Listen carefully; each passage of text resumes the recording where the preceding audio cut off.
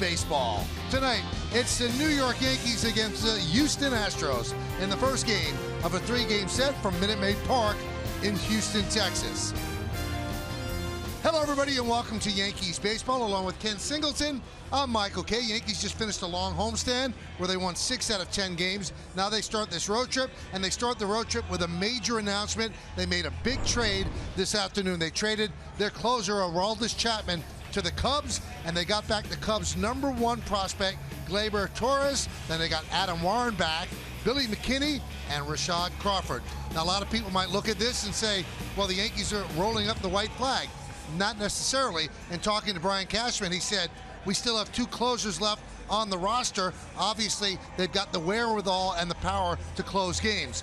But people will look at this as the Yankees restocking their system. Well, we have a week to go before the trade deadline, August the 1st, and I think this series is a big one for the Yankees. The Astros are one of the teams ahead of them in the wild card race. If the Yankees play well here, they might have a tendency to hold on to some of their players and move forward from there.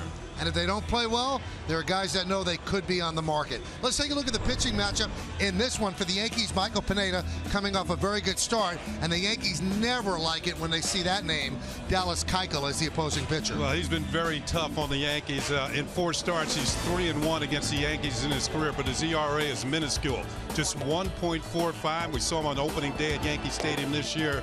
He shut out the Yankees here last year, and he's just been tough on the Yankees. Keeps the ball down, one of the better pitchers in the league, and his season is a microcosm of the Astros. He's pitching much better lately than he was early in the season. Lots of reason for the Astros to be smiling because they are the hottest team in baseball since the end of May. A tale of 2 seasons. We'll break it down when we return right here on Pix 11.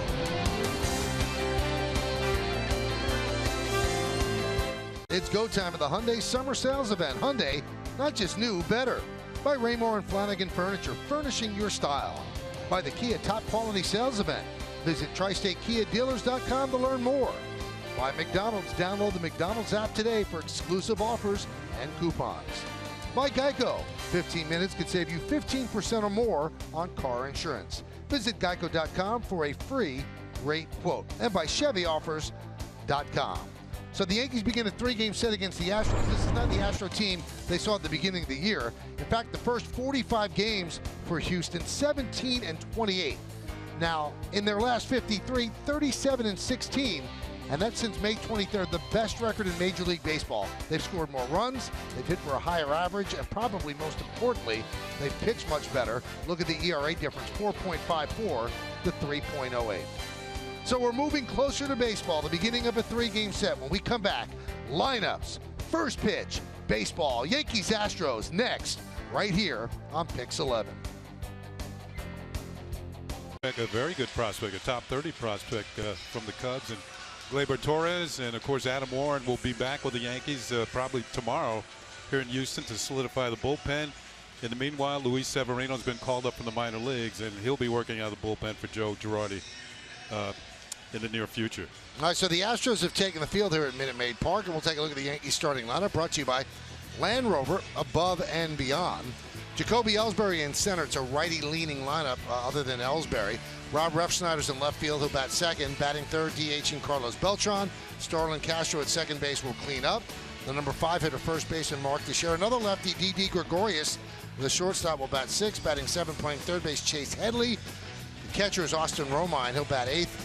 And batting 9th and playing right field, Aaron Hicks. Conspicuously absent against the lefty starter is Alex Rodriguez, who's 1 for 9 lefty against Dallas Keuchel. And there is Dallas Keuchel in the mound, the reigning Cy Young Award winner. He won it last year, had a tremendous year for the Astros. Not quite as good this season. He's made 20 starts, 6-9, 4.70. He's been pitching better lately. We'll get into that in a moment. 110 strikeouts and 126 in the 3rd innings. Now let's check out our pitcher scouting report brought to you by your Tri-Honda dealers. He's won his last 3 decisions, but the team record in games that he has started this year is 9-11. So he's the only one of their main starters that has the team has a losing record when he starts. Now Chris Sale, the name is up there because Chris Sale is also tough on the Yankees. In fact, Chris Sale is the only pitcher has a better earned run average against the Yankees with a minimum of 30 innings than Dallas Keuchel. Now let's see what the Yankees can do against a guy who has really proved to be bewildering for them over the years. He ended their season last year in the wild card game, and he started the year with a win against them on opening day at Yankee Stadium. Ellsbury's ready. Keuchel is ready. And let's do it here in Houston. And the first pitch is low and gets away from Castro. 1-0. We're underway. Dana DeMuth is the home plate umpire. He'll be behind the plate. Mike Estabrook at first. Ramon De Jesus at second. And Greg Gibson is over at third.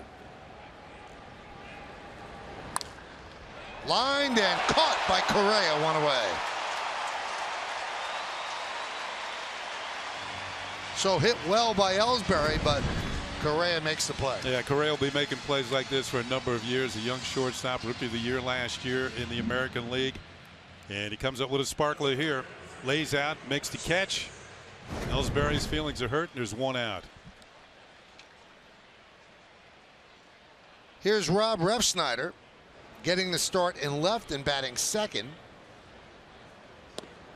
Now the Yankees like what Refsnyder brings to the party. How he works the count, gives them good at bats all the time, but he has not played a lot, and it's hard for him to be productive. 1 for 11 on the homestand, 3 for his last 24. Now for a while there, Kenny, like every single day the Yankees were facing a lefty early in the season. Now they aren't facing that many lefties, and when they do, it's usually a pretty good pitcher like Madison Bumgarner and now Dallas Keuchel. Yeah, they have a tendency to bring your average down, but there were a few games where he started against right-handers because he was swinging the bat so well at the time. Ground ball to second. Altuve. And he got those starts against righties. Remember, Mark Teixeira was unable to play for a while, so they started him at first base. Let's take a look at the Astros defense, brought to you by Toyota. Let's go places. You've got Tucker in left, Gomez in center, and Springer over and right. Infield, rookie, first big league game. Bregman at third, Correa at short, Altuve at second, Valbuena at first, Castro behind the plate. Keuchel is on the mound. There's Carlos Beltran, and he hits one sharply, and it's grabbed there by Bregman, and he makes the play. A 6-pitch 1-2-3 inning for Dallas Keuchel. Yankees nothing, and the Houston Astros coming to bat.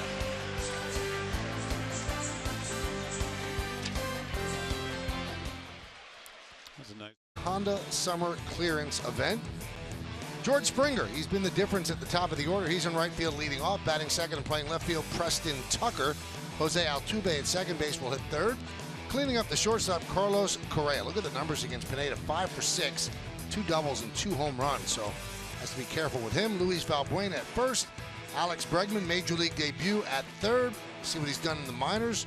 Over 146 games. Evan Gattis, the DH at seventh. Batting eighth, playing center field, Carlos Gomez. Jason Castro will catch him bat ninth.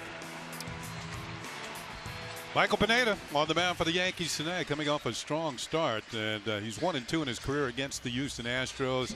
19 starts, 4.9 ERA, trying to bring it down, 5.25. A lot of strikeouts, 127 and 106 in the third innings. Let's check out the pitcher scouting report. Brought to you by your Tri-Honda dealers. He's been pitching much better. Hitters are hitting just 181 against him in his last 5 starts. He's in the top 10 in the league in strikeouts, and the Astros could be a good match. They have struck out more than any team in the American League, and Michael Pineda's up there with 10.7 per 9 innings. George Springer swings at the first pitch and lofts it to right field. Hicks back, track, wall, see ya, just like that. One pitch, a home run by Springer, and the Astros are up 1-0.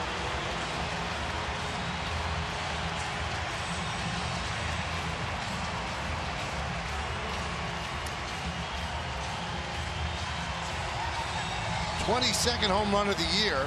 Wow. For Springer, and his 60th run batted in. Well, the Astros began to tick off. Their pitching got much better, but there was a switch in the lineup. They put Springer in the leadoff spot, and since they have made that move, they are 37-16.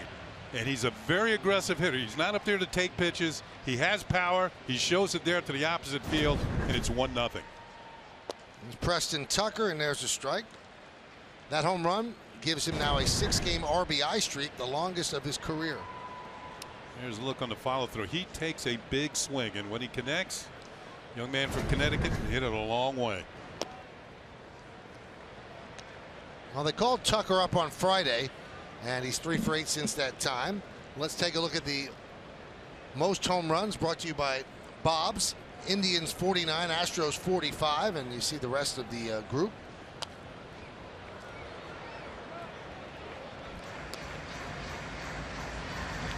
And the count 1-2.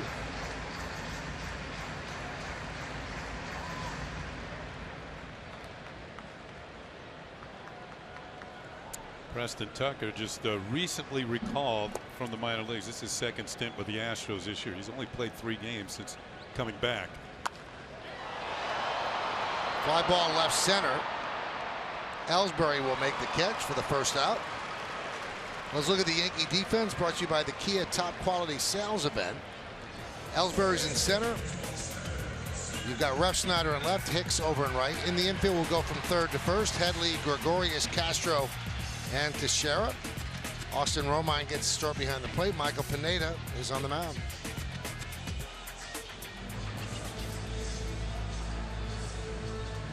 Altuve doing some housekeeping, and he's certainly doing something right. 9-game hitting streak, 20 for 37 during that time. Leads the majors with a .360 batting average.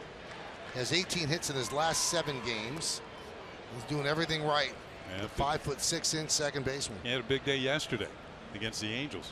A couple of home runs, 6 runs batted in. Has a career high 17 homers. He's doing everything. Started the All-Star game.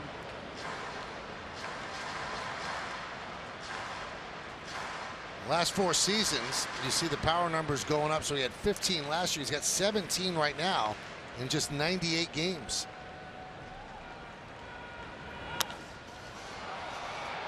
Fly ball. Left field. Refsnyder's there in front of the big scoreboard for the second out. I think, Michael, we should point out this is a home run ballpark. It's close in right field. It's close just in front of the seats in left.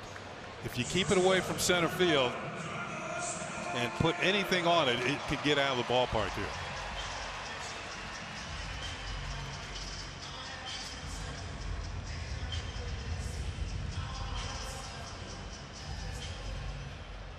So here is Correa, one of the bright young stars in Major League Baseball.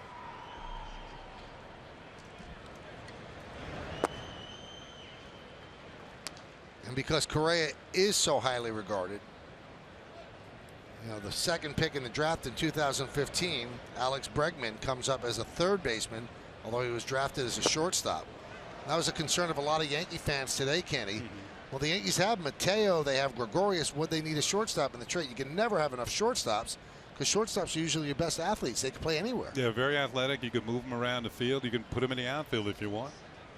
You think of Robin Yount back with Milwaukee, became a great center fielder. Grounded back to the mound, and Pineda gets Correa, and that will do it. But the Astros score a run. The first pitch by Pineda is hit out of the ballpark by George Springer, his 22nd home run of the year. We'll go to the second. It's 1-0 Astros. Trying to tell you who's hot. Brought to you by Geico. 15 minutes could save you 15% or more on car insurance. Castro's hot.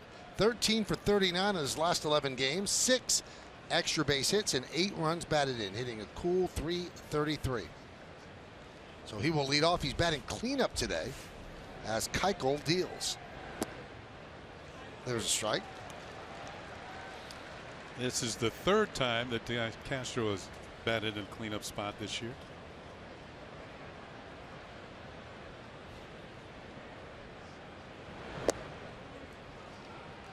A couple of things about Keuchel. He works quickly, gets a lot of ground balls. Early in the year, his slider was not as sharp. It's gotten much better as the year has gone along, and he's getting more outs with it. More swings and misses. Count 1-2. He is not going to be 20-8 this year like he was last year.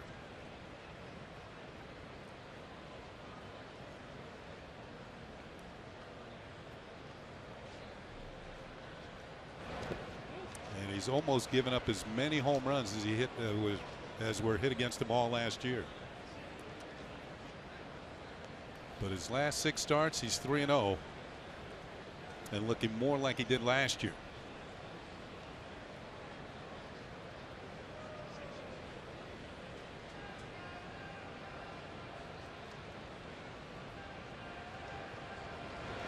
Swing and a miss. Castro down on strikes. Now, we talked about the breaking ball being well, that's more of a curve than a slider, but it was a good one. Good downer, swung on and missed by Castro. Now, Keuchel was unbeatable in his home park last year, went 13-0 here. Teixeira takes low, 1-0.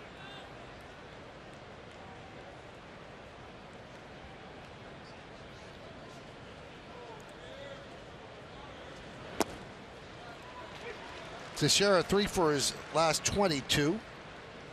But he did have a home run yesterday, his 9th home run of the year. Yeah, 2 of those 3 hits are homers.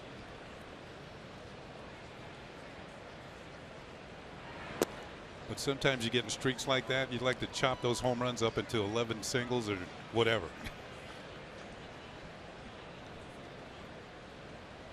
Three infielders on the left side for Teixeira. And he grounds one foul. Nice play by the third base umpire, Greg Gibson.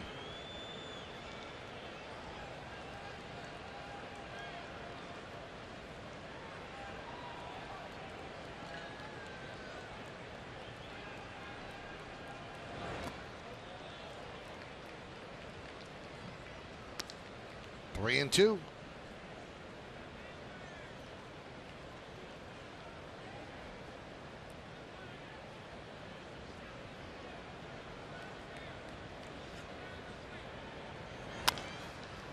Chopped to third, backhanded by Bregman. Boy, he's made 2 nice plays in his first big league game. Well, neither one of the plays were routine, and he comes up with both of them looking. I mean, if his hitting is as good as his fielding, they're going to have themselves a player in a strong left side of the infield for a long time. Accurate throw. See Valbuena pointing across the diamond. Tough play, short hopped it, straightens, throws on the run. That's as good a play as any third baseman could make.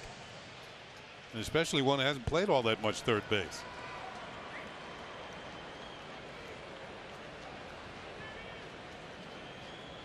Here's Didi Gregorius. 8 hits and 31 at bats on the 10-game homestand. They shift for him. 3 infielders on the right side. I don't see this shift. We've seen Didi hit a lot of balls to the left side, and he's one of the hitters on the Yankees it's tough to shift against. Now, they play him to pull the ball on the ground, but in the outfield they play him to hit the ball the other way. The big gap is in right center field.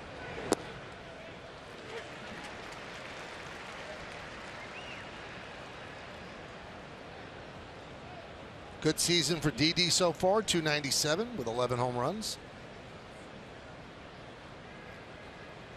We're in the second, 1-0 Astros. Fly ball, left field, going back Tucker, and he makes the play for the final out of the inning. Yankees go down in order 1-2-3. And New York Yankees baseball is brought to you by your Tri-Honda dealer.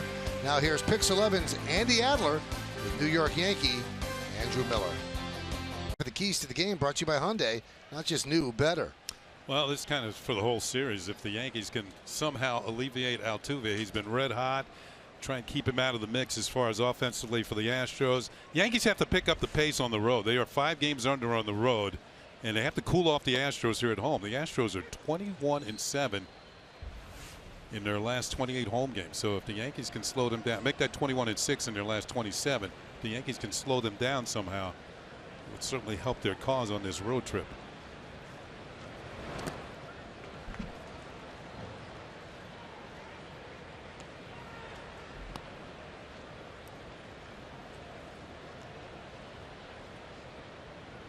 And as you said, Michael, that actually might keep some guys around too if they start winning these games on the trip.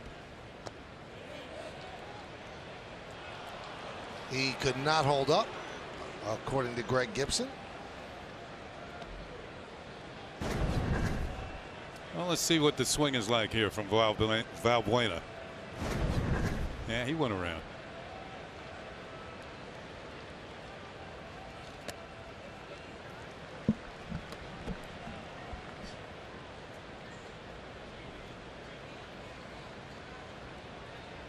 Count 2-2.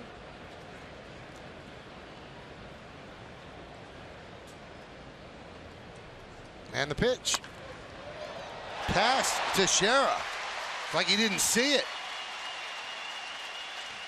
So a base hit for Balbuena. And that's going to bring up the rookie Alex Bregman. And boy, is Houston excited about Alex Bregman. Listen to the ovation. A standing ovation.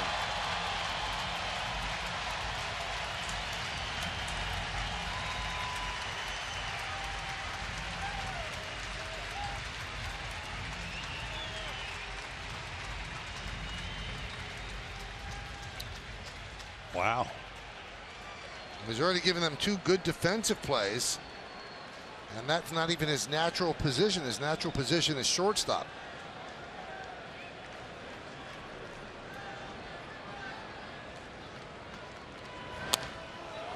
Well, they were talking about this kid on the news last night. I was watching the sports, and they're ready for him to come to Houston.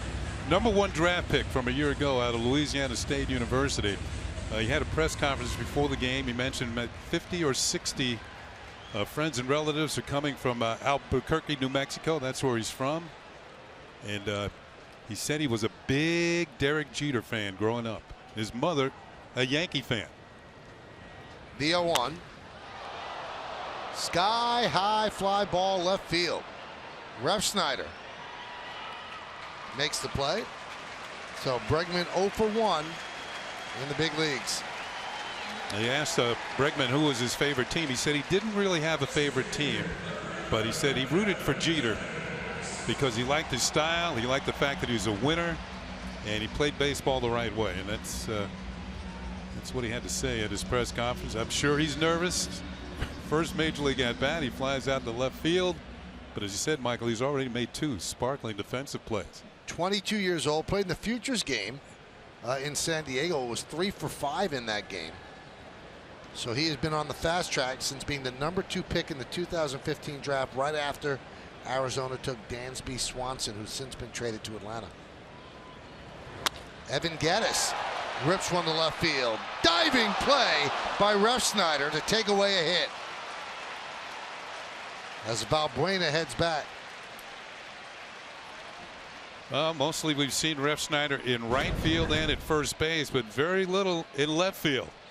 But it looks like he's got the angles down. This ball was hooking towards him, and he made a nice diving catch to rob Gattis of a hit and hold Balbuena at first base. Tumbling catch, ball does not dislodge from the glove.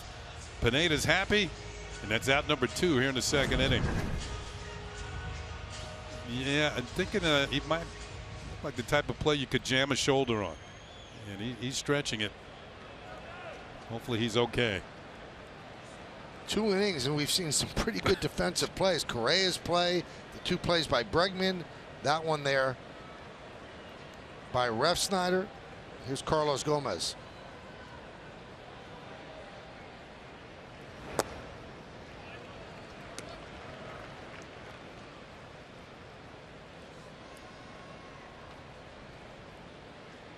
Tonight's high-speed pitch comes from Fios. Visit getfios.com. 95 miles an hour from Pineda.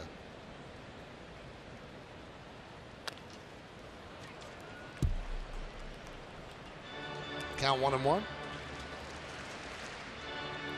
Gomez has returned to the lineup recently. He's on the DL with bruised ribs. He hasn't really been able to get it going this year. Just average barely over 200. Been dropped down in the lineup. We see him batting 4th for the Astros. Now he's batting 8th. Some people call that second cleanup. Swing and a miss. And the ball gets away from Romine, allows Balbuena to go to second. I think this is a wild pitch. Gomez chased it in the dirt. Romine trying to block it, but Balbuena able to move down to second base.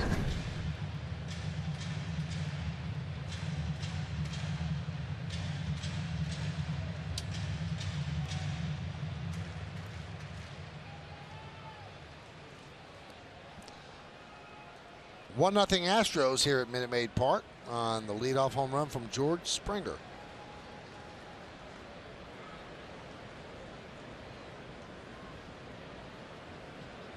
Astros have had 11 leadoff home runs this year. That's a team record.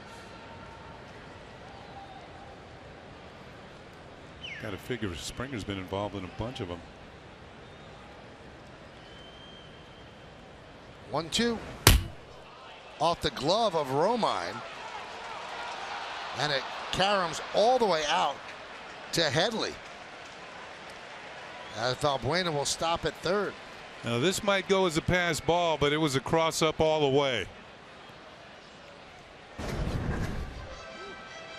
Romine not expecting this pitch whatsoever.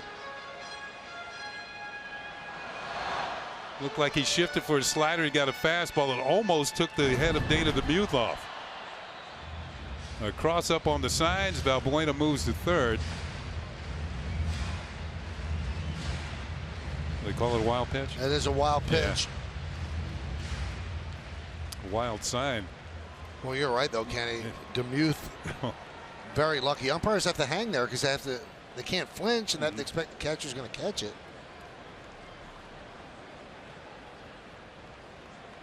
2-2. Grounded foul.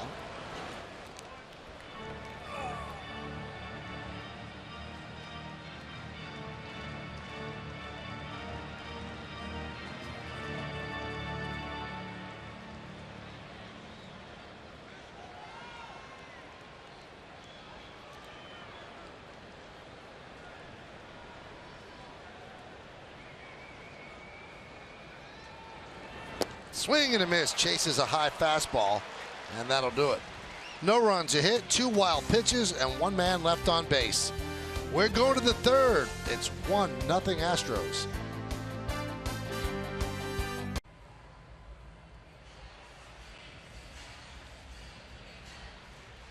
It's time for the Yankees' upcoming schedule. It's brought to you by your local Infiniti retailer. Stop in for a test drive today. 2 more games against the Astros. Both of those games will be on, 8-10 starts. Thursday's an off day as the Yankees travel to St. Pete, then 3 games against Tampa Bay.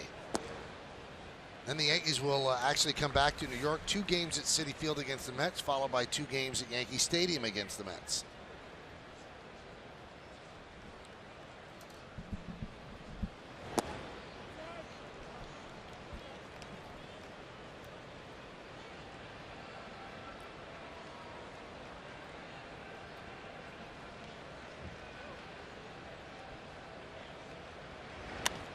Headley pops one up. Valbuena will make the play. 1 away.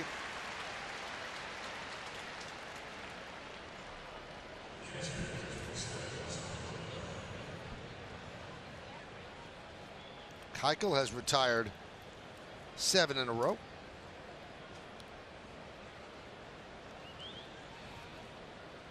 Including the 1 postseason game, 4-1 with a 1.22 ERA.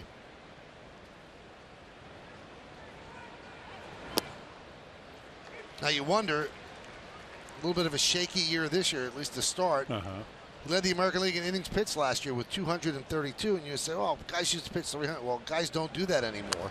So you wonder if he was a little bit fatigued.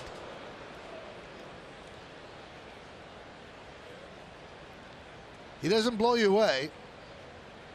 Last year, fastball under 90 miles an hour. 65th qualified pitcher on Fangraphs. A 7th round pick, and here he is. University of Arkansas. You know, it's interesting you say that. You make that point about being taxed in a Cy Young season.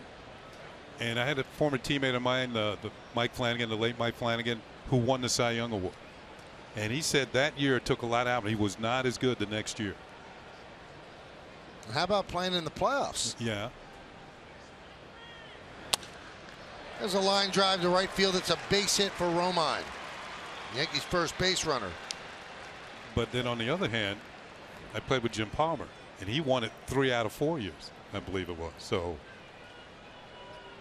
of course, he's in the Hall of Fame. He might be a little bit of an outlier. Yeah, exactly.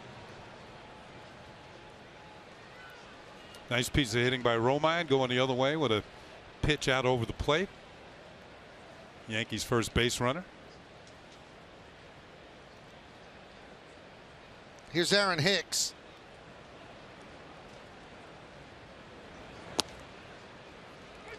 And a strike. Hicks, a couple of times this year he's gotten his average over 200, but he's fallen back. Right now he's 3 for his last 28. He did pick up a hit yesterday. Also had a walk. You see Hicks playing right and Beltran DHing, and you really do wonder, when is Alex Rodriguez going to get in the lineup? And you know, the Yankees could point to the fact he doesn't have great numbers against Keuchel. Well, no one does. No one on the Yankees has great numbers against Keuchel. So you really wonder how Alex is going to get any playing time.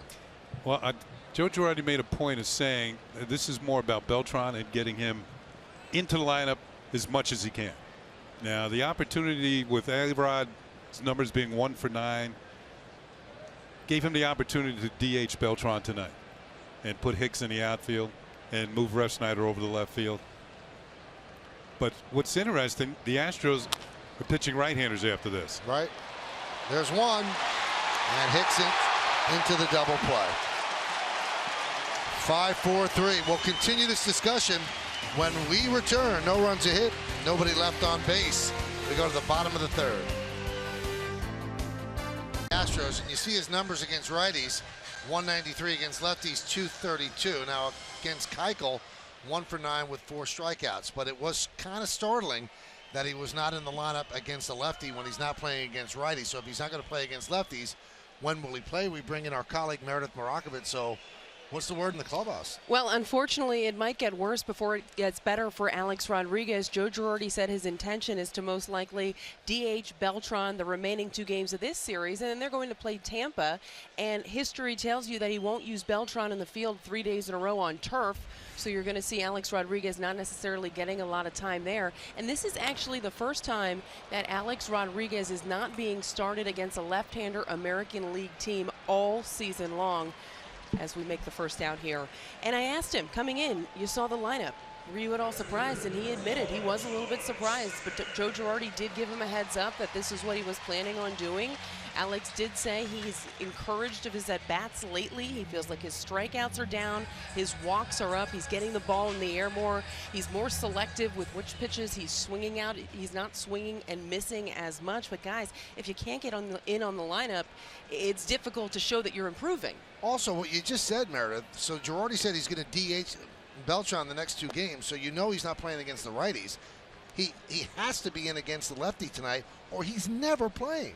It's really right now looking like it's a wasted roster spot because he can't play anywhere in the field either. And Joe Girardi was asked just that. If you're not playing against lefties, you're not playing against righties, and you can't play in the field, what are you going to do with Alex Rodriguez? And he simply said Alex will get his opportunities. He will get some chances. And Brian Cashman on a conference call today, speaking mostly about the trade with Chapman and the prospects that are coming over, did go out of his way unsolicited to say that he really likes the way Alex Rodriguez has continued to put in work. He continues to try to improve, so they have no intention right now of cutting ties with Alex Rodriguez. Let's talk about that trade, Meredith. What's the word in the clubhouse? How did the players handle it? Well, I think a lot of people saw this one coming. The way Brian Cashman explained it is essentially it was an easy deal and the right deal to make, he said. Obviously, they had an excess in that bullpen, and it was a luxury to have those 3 guys in the back end of the pen, but they thought they could do something not only for the present and getting a major league ready guy in Adam Warren that they've seen before, a guy that could contribute at the major league level back now, but also some prospects for the future.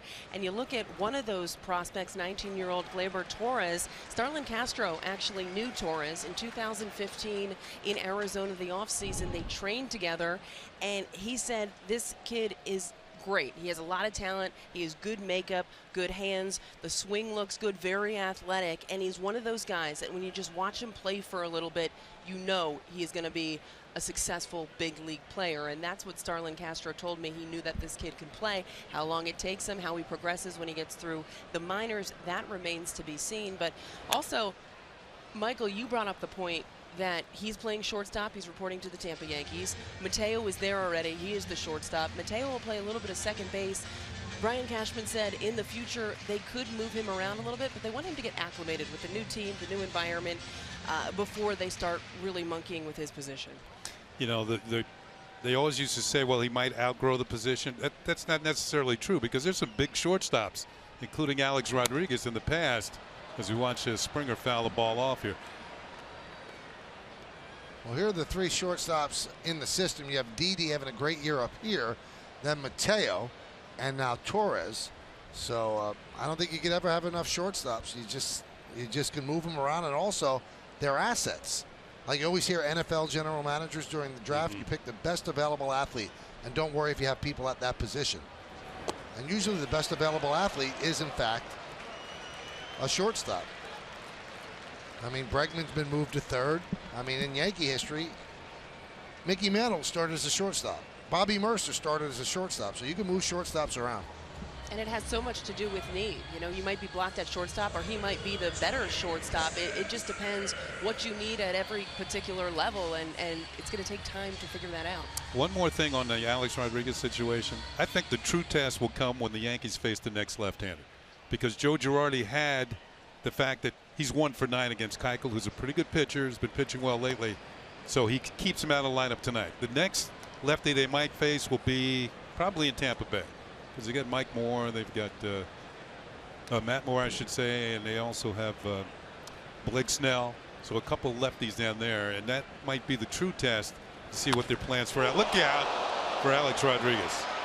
Pineda recovers and gets Tucker for the final out of the inning. So he got hit with the comebacker, but he's walking off, and Romine's checking if he's okay. We'll hear from Meredith a little bit later on as the Astros go down in order. Brought to you by Dunkin' Donuts. America runs on Dunkin'. By Fios. Fios is not cable. We're wired differently. Visit getfios.com. And by your Mercedes-Benz Tri-State dealers. Mercedes-Benz, the best or nothing. I don't think that's a Mercedes-Benz. Jacoby Ellsbury leads off. He swings at the first pitch and grounds it to Valbuena. Makes the play, flips to Keuchel. 1 pitch, 1 out. Valbuena made a nice adjustment on that play. You can see him lower his body to keep the glove up, and so it wouldn't be even more of an awkward play. See him get down and flips to Keuchel. Pitcher's job is to get over there on a ball hit to the right side. Valbuena gets himself in the best position possible, and the accurate flip, and there's 1 down.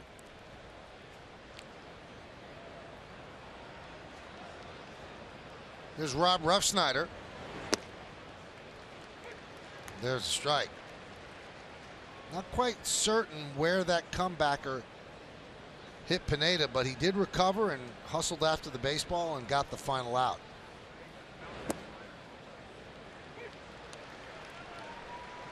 Count 0-2. One thing we know about Keuchel, he works pretty quickly. Not messing around out there. Doesn't walk around the mound. Here's what Michael's talking about. Line drive that ended the inning. Well, this ball is smoked. Boy, that was. Where'd it get him? In the shoulder, or just looked like upper right shoulder. Maybe got a piece of the glove, got it on, slowed it down, got to it and slowed it down. But seems to be okay. You know, Big Mike, he's a big man. What, about 6'7", Michael? He's tall. Well, they took that ball out of play.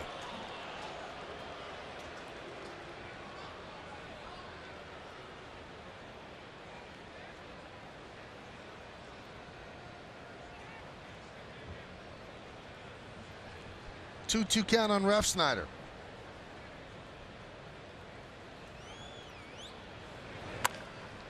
Grounded to Bregman. 2 outs. See if we can get a better look of where Pineda got hit. What do you think, Michael? Ooh, this is a up close and personal look. Ball's going to come into the frame. Kind of like his upper chest. Yeah. Okay. That cannot feel too good. There's Beltran getting booed here, and he was traded here and really had an unbelievable run for them, and kind of established his credentials as a real good postseason player.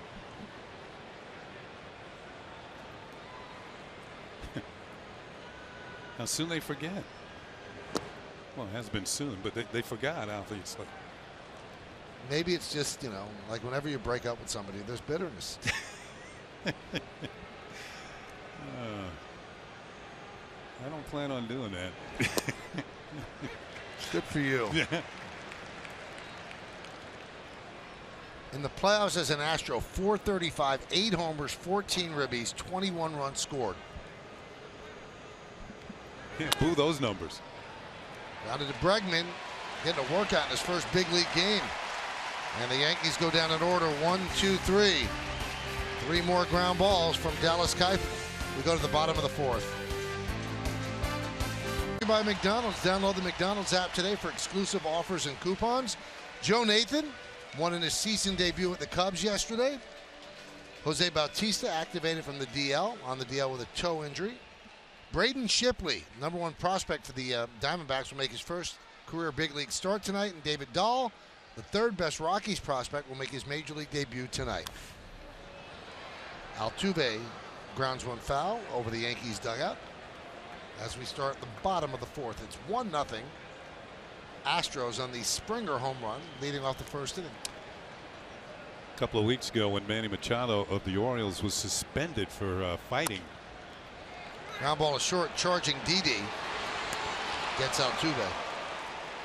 It broke his consecutive game streak, which was the longest in the major leagues, and now it's Altuve.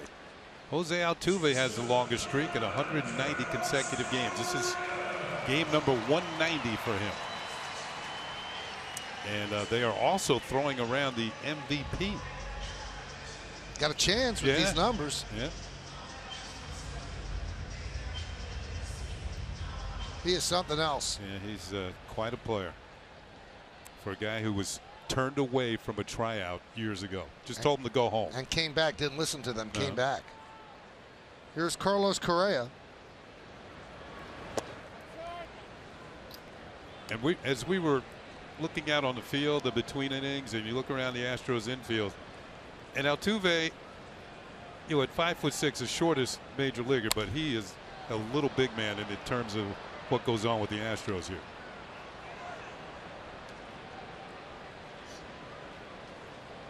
Quite a player. He's insanely popular. They love him here in Houston.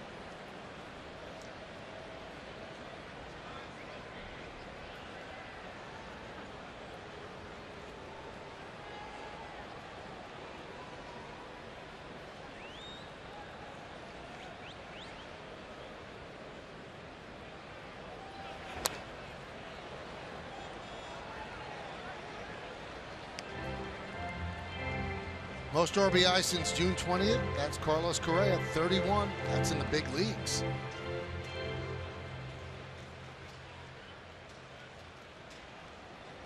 Got a little mustache and a little growth there going on. I didn't think he was old enough to do that. Well, yeah. The Astros with 2 #1 picks on the left side of the infield tonight, in Correa and Bregman.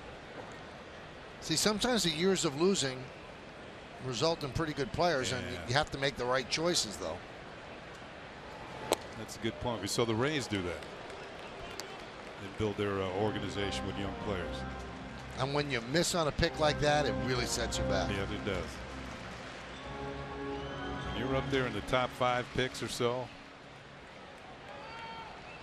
you can't miss.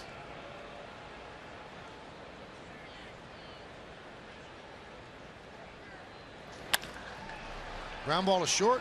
Didi. 2 away. You know, you watch the good shortstops make the plays, and you know, you watch the glove and you watch the hands, but a lot of it is about the footwork and how they get themselves in position, not only to catch the ball but throw the ball. Didi has quick feet. Resets, throws across the diamond. A lot of it's footwork and making those plays. That's something that has to be taught to you as a youngster. And yeah, I would say both of them. The man who hit it has it, and so does Didi at shortstop. Pineda has retired 8 in a row. Now he faces Valbuena, the last guy to get a hit off of Pineda. A leadoff single in the second.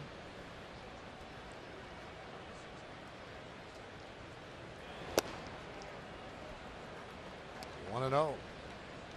We've seen Valbuena at first. We've also seen him at third. But that's the young man that the Astro fans have come to look at tonight.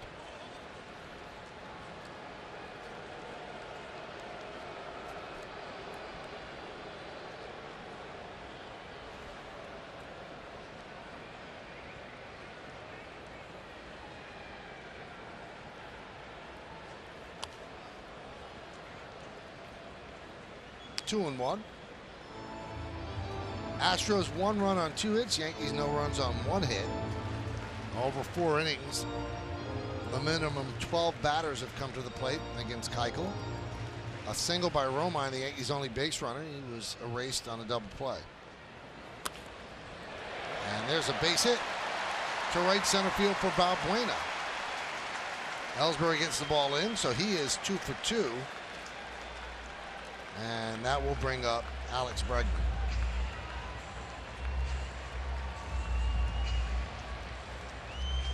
So Bregman has done the job at third so far tonight, handling 5 chances, flawlessly 2 pretty tough chances. He hit a high fly ball to left field in the 2nd inning, just missed.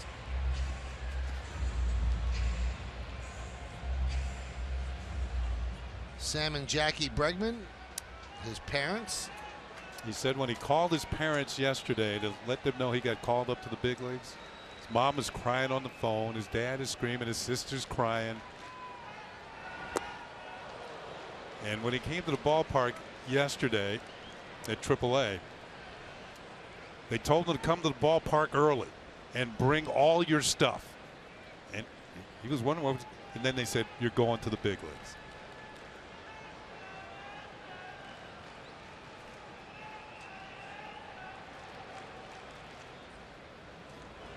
Now, coming out of high school in New Mexico, he was expected to be a top pick in the 1st round, but he suffered kind of a freak knuckle injury, and that made him plummet off a lot of teams' boards. He was drafted by the Red Sox in the 29th round in 2012, coming out of high school, and he said no thank you. He did not sign, and he went to LSU.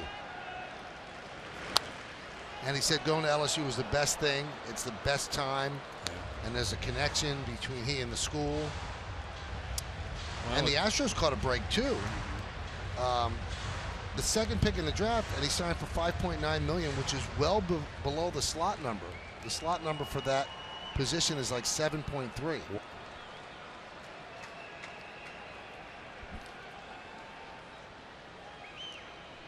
And here he is. Runner goes. A stolen base against Pineda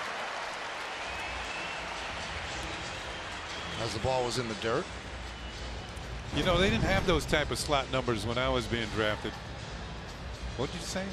7.2, I believe. Oh, okay. And he got it for 5.9. All right. That's still a pretty, yeah, that would have been a big time slot number back in the day.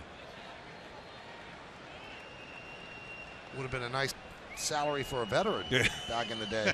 Over like 8 years. 2 balls, 2 strikes, 2 outs, the pitch.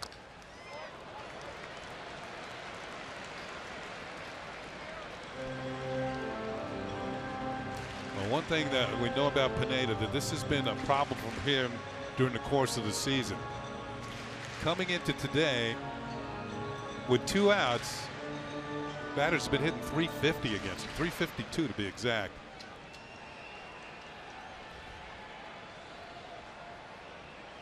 That has gone down, of course, because of the first 3 innings with 2 outs, he got an out each time. Swing and a miss, chased a high fastball, and that'll do it. No runs, a hit, no errors. 1 man left on base. We played 4 at Minute Maid. It's 1-0 Astros. Castro against Keuchel. Pitch outside, 1-0. Yankees have 1 hit over 4 innings. The minimum 12 batters have come to the plate. The 1 hit off the bat of Austin Romine.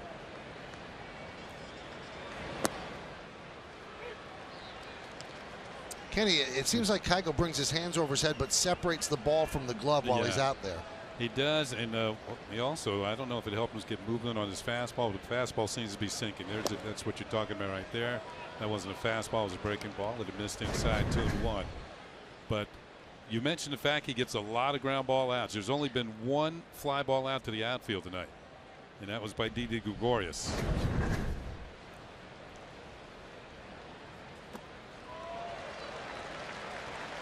And to me, he seems to be the type of pitcher who really knows the hitter, who's going to chase pitches.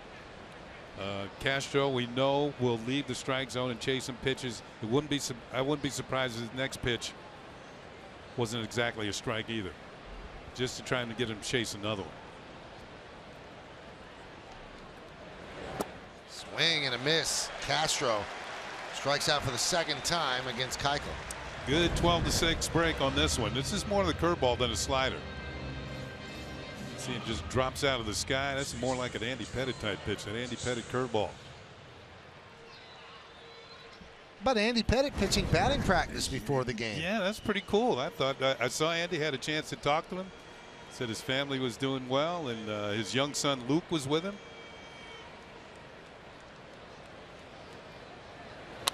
Teixeira grounds one. Left side. That's Altuve. 2 away. Luke is now 11 years old, and Luke was actually born on a day that Andy Pettitte pitched for the Astros. There's Andy. Yeah. Probably could still pitch. This is Andy's last game. Yeah. Right here at Minute Maid, and what a game it was. What a way to go out. Yeah. Complete game, wasn't it? Mm-hmm. Yeah. Here is Gregorius, 3 infielders on the right side for Didi. And a strike. So the Astros, with their hot streak since the end of May, breathing down the neck now of the Texas Rangers. Rangers are investigating some deals that could be made. They lose Prince Fielder, who's going to have neck surgery again. He'll be out for the remainder of the season. Here's A.J. Hinch, the manager. You can see they're 2.5 games behind in the West. At one time, they were 11 games behind the Texas Rangers. That one is driven into center field. It's going to be a base hit, and it gets past Gomez. He grabs it before it gets to the warning track, and a double for Didi.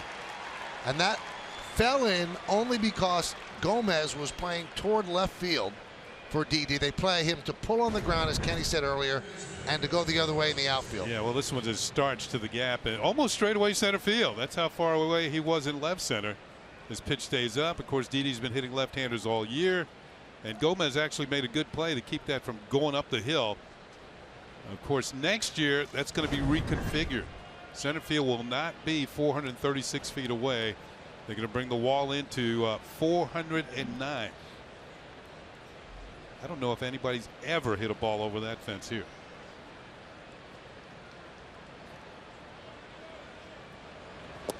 Now, they were supposed to get rid of that hill. It's called Tal's Hill, after Tal Smith, following the previous season. But the Astros went to the playoffs. There was a lacrosse tournament that was here, and also a Taylor Swift concert. And so the time to get it done was shortened, so they couldn't do it. So because of Taylor Swift, they had to shake it off, and they'll do it again at the end of this season. Yeah, I see where you went there. Well, anyway, I've been told that Matt Stairs hit one over the center field wall. Who did? Richie Sexton did it. Matt Stairs. He climbed on one and went well over the 436 sign. You know what, Kenny? You hate to have a bad line like that. Just having fun, and then you turn, and your partner, your colleague, your teammate Meredith Morakov is shaking her head in disgust. Brutal. No, not at me, at you, right? At me. Yeah.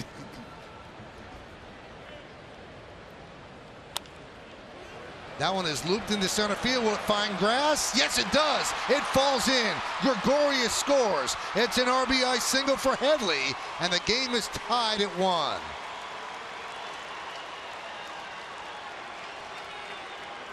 Well, as Meredith gets her response together, we'll go over this hit. Not well hit, but well placed. Kind of fought it off. Looked like a cutter or something in on the hands, and you could see Headley hoping that it's going to find some grass. And with that hit, he now becomes the all-time leader in hits for a player born in Colorado. Congratulations to Chase Headley. He passed Roy Hartzell, who actually played for the New York Highlanders in the early 1900s. So he can walk around the state and say, I got more hits than anybody. That's right. Yeah. Fouled away by Romine.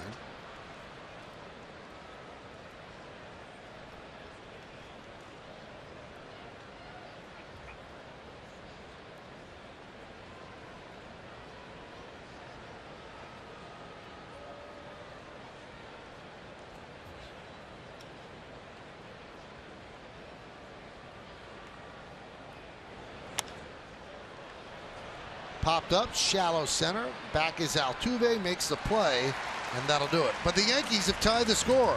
A 2-out double by Gregorius, 2-out single by Headley. One bad joke. It's 1-1. We're halfway through. It's going to be Sunday when the Yankees travel to Florida and take on the Tampa Bay Rays. Our coverage begins at 1 right here on New York's Home for Baseball, Picks 11.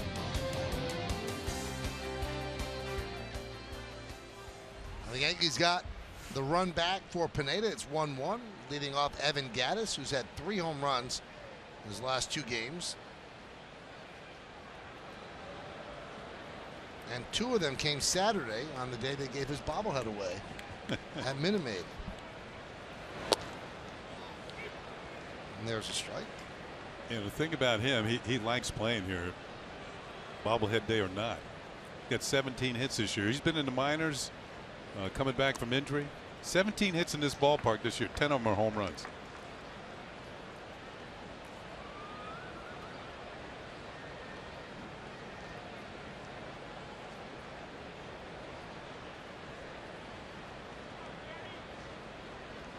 They sent him to the minors. Also, they wanted him to get back to catching. Give them another option to use him behind the plate. He likes to catch. He's been used mostly as a DH. But also in the offseason, he had hernia surgery, and he didn't get much spring training. And also to catch and kind of get him back, his stroke back together.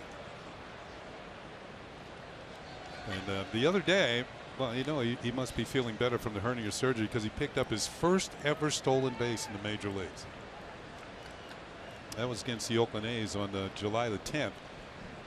And the reason why I mention that, because last year he had 11 triples and no stolen bases.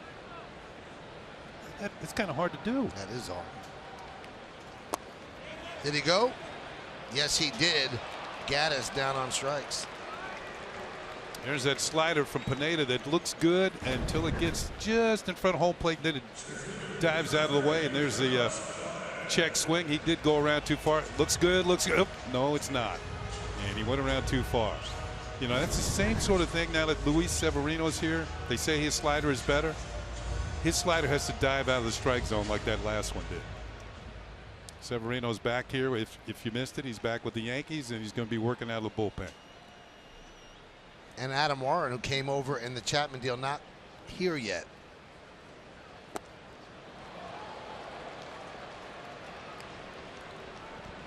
Yankee starters in the last 8 games have done well. 5-1, 1.81. And that's the lowest in the major league since July 17th. That includes Pineda. Had a scoreless start. His last one didn't give up any runs. Hey, we played you what Girardi said before the game. It really hasn't been about anything but lack of hitting. And the back of the bullpen obviously was outstanding, but the team has not hit. Coming into yesterday's game, they had the lowest slugging percentage in the American League. And that's only happened twice in Yankees history. In 1967 and in 1990. And this is in a ballpark. They play half their games that yields home runs, so it has been about the offense. A-Rod not having the season that he had last year, Teixeira not having the season he had before he was injured.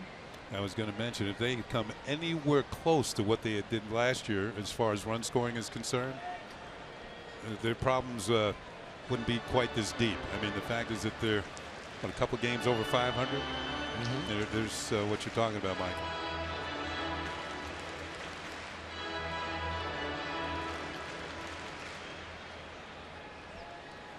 And not only were they scoring runs, they were scoring early. They led baseball in runs in the first inning, which usually takes a lot of pressure off your pitchers. Right back to Pineda. Two-way.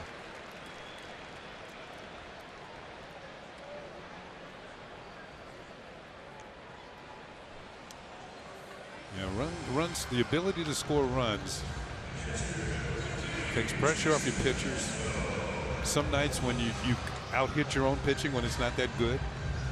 When your pitchers have a game where they give up 5 or 6, you score 8, you still win. All you have to do is go back to the game that Pineda pitched against the Houston Astros on April 6th. It was the second game of the year. He gave up 6 runs and 8 hits in 5 innings and still got the win because the Yankees won 16-6. Here's Jason Castro.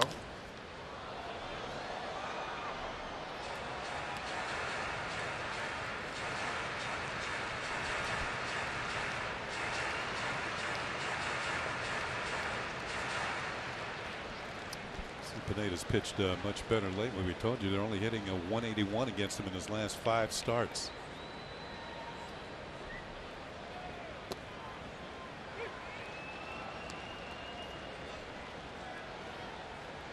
And so far tonight, 1 run on 3 hits.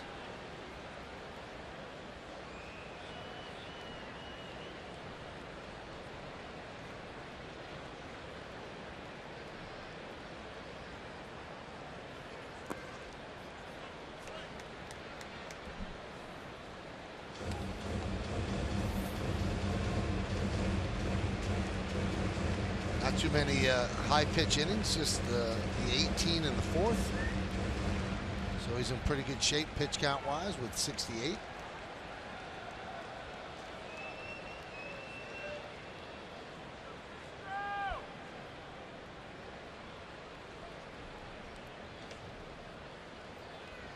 Swing and a miss.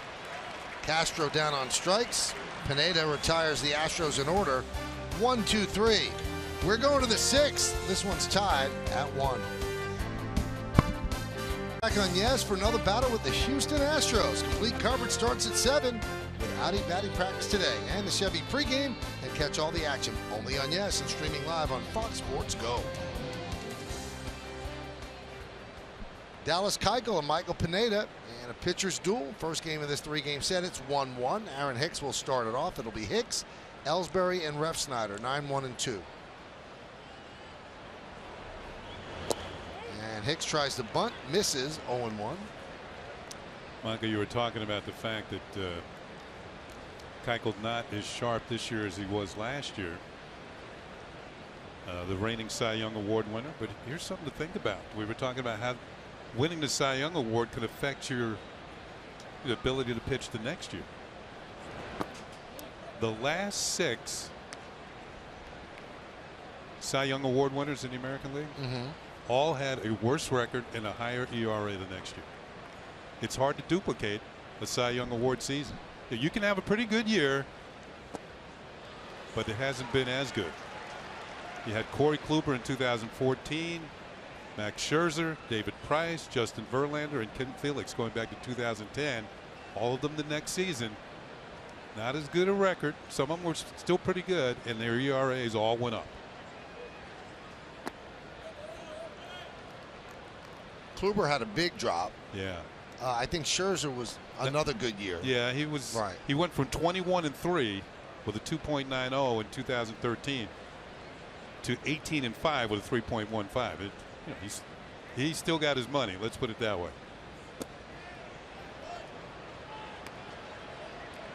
David Price had a big drop. He went from 20-5 to 10-8. And Verlander went from 24-5 to 17-8. Still pretty good.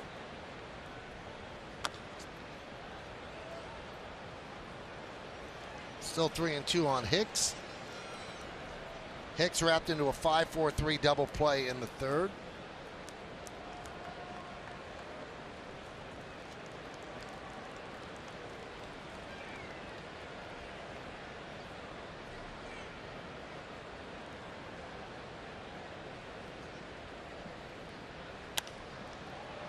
High pop-up.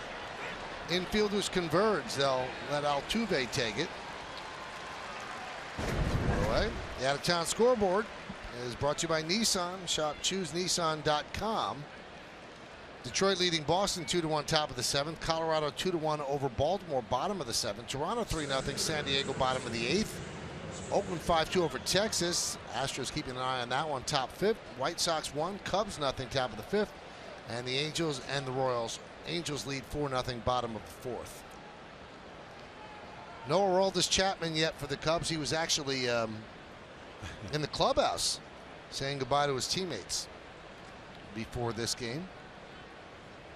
He really liked it here, and he said he liked it here as well.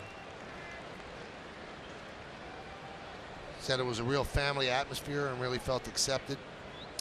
So right from the start, it made him feel comfortable. Well, Michael, you mentioned that. I asked him what his initial reaction was when he had heard he had been traded to the Cubs, and he said he was sad at first. Like you said, he did feel like this was a family he was part of, and part of him feels like now he's leaving his family. At the same time, he said he is excited to go to a Cubs team who has a very real shot of potentially winning a World Series, so that is exciting for him. But he was asked continually, not only today, but over the last 2 weeks, even if you get traded, would you think about coming back to New York? And he said absolutely. He liked his time here in New York City. He enjoyed the city, enjoyed the organization, and enjoyed his teammates.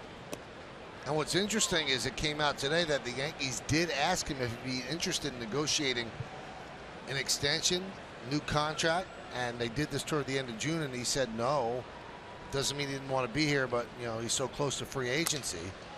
You know, why would he sign now? So once the Yankees got that information, they felt that the best move for them was to deal him and still leave them with Miller and Betances with the ability to pitch the 8th and the 9th. Well, and they're hoping that Warren could pitch the 7th. Well, the fact is the Yankees did get to the playoffs last year with Betances and Miller. Yep. 8th and 9th. But as you said, Michael, they were scoring many more runs last year. Here's Refsnyder. Grounded to second, grounded to third. Bregman about even with the bag at third. And a strike.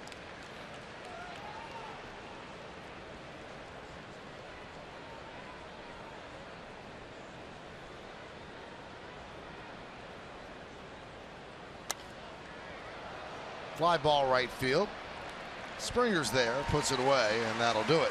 Yankees go down in order here in the 6th. We'll go to the bottom of the 6th. It's a 1-1 game on Pix 11. For the Yankees' first ever Star Wars night, there'll be a special Star Wars theme throughout the night and appearances by some of your favorite Star Wars characters.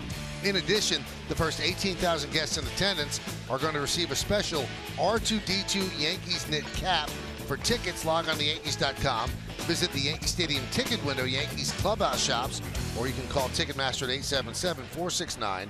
877-469-9849. Springer leads off the bottom of the 6th, 1-1 game, and he swings at the first pitch and fouls it off. Yeah, we were talking about the leadoff homers on the Astros and who has them. Like you said, they have 11 leadoff homers this year. Springer has 5 of them. Altuve has 6. So it's been between the two players.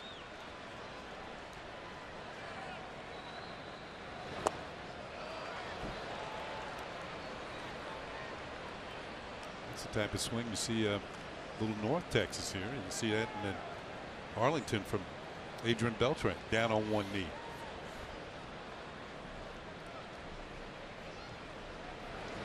Swing and a miss. Springer down on strikes.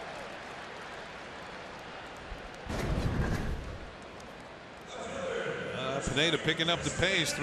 Make that 4 of the last 5 hitters have struck out, all swinging, and mostly on that slider. You mentioned this could be a good matchup for him. The Astros are a free swinging team, and they strike out a lot. And he has the highest swing and miss percentage in the American League. 14% of his pitches swung on and missed. Here's Preston Tucker. He fouls it back. We told you Tucker's just been recalled, because this is his 4th game. And he was, what, 3 for his first day. Now he's 3 for 10. But he's in there because Colby Rasmus is 0 for his last 28. He hasn't had a hit in 7 games.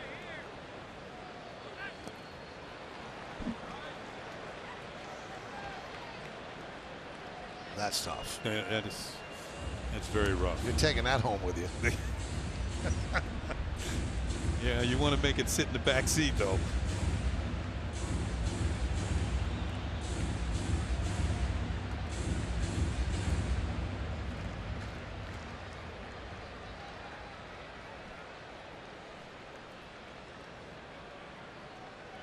And the 0-2. Swing. And a miss. Has Tucker down on strikes, 2 away. 7 strikeouts now for Pineda, all 7 on swings and misses. Wheeling and dealing. Last 6 Astros, Kenny, have not gotten the ball past the mound. So 5 strikeouts, and Gomez tapped one back to the mound.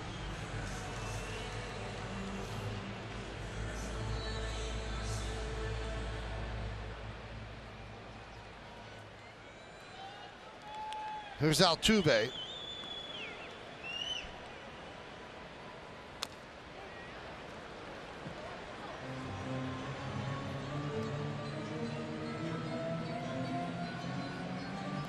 Altuve's already won 1 batting title. He might be heading for another one this year.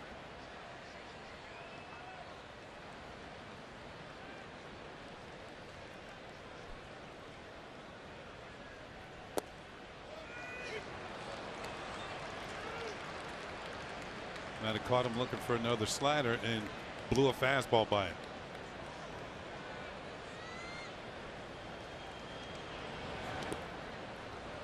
That was his first pitch out of the strike zone of the inning. So 9 pitches, 8 strikes. Bottom of the 6th inning, 1-1 game. Each team with 3 hits.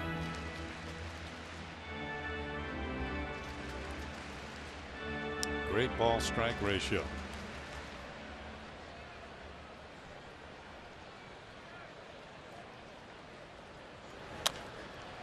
Tapped over the mound. Gregorius fires and goes past Teixeira, but it bounces right back to him. Probably be a base hit for Altuve. He's at home going for a batting title. That's going to be a base hit. Under pressure, Altuve can run, get down the line, throwing off balance, trying to get it there quickly.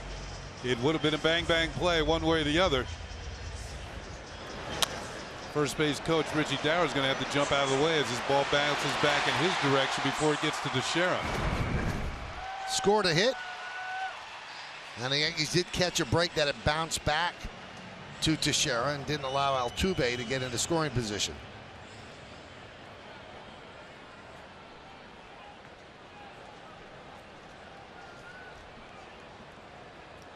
Here's Correa. Altuve a threat to steal. Held there by Teixeira.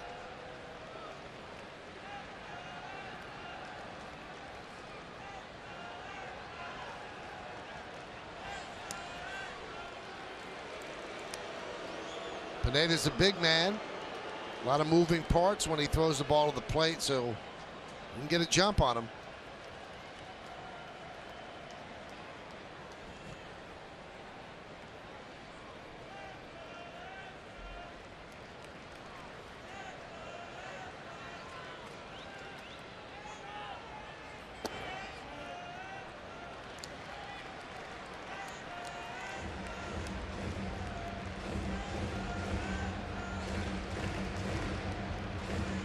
Got to figure out Altuve's going to take off with 2 outs sometime or another here if Correa does not put the ball in play first.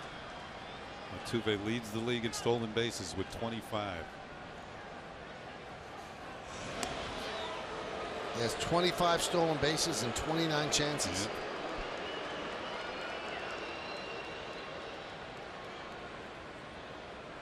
Yeah. 5'6" and a big star in the majors.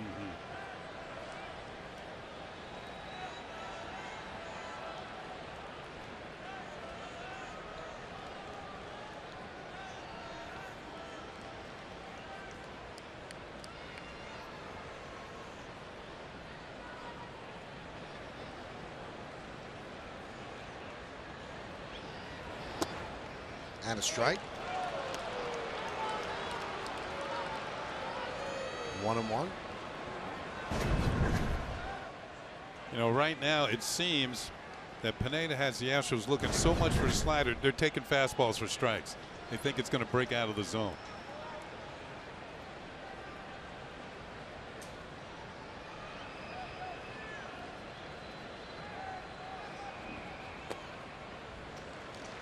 That one does.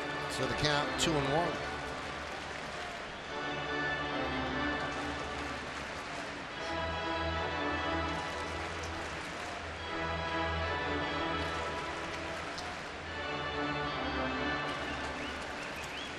Pretty much all night, Austin Romine and Pineda have had a good rhythm going.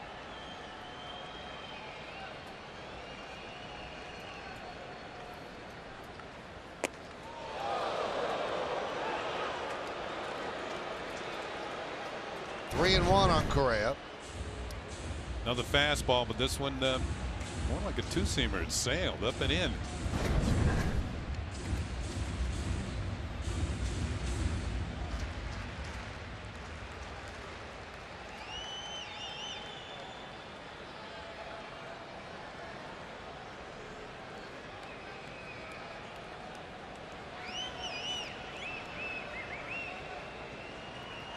Swing and a miss. 3-2. So Altuve will go on this. 3-2 and 2 outs. Came back with a nice slider. Broke out of the zone. Pineda is getting better and better with that pitch. Early in the season he would hang a few. But these last few turns through the rotation, he's been pretty good with it.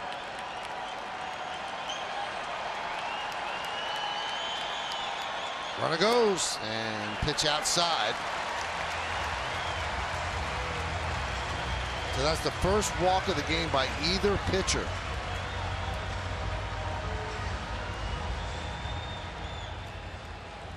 Now the problem here is he brings up the hitter who's 2 for 2, and that's Valbuena. The one hitter he has had some issues with tonight.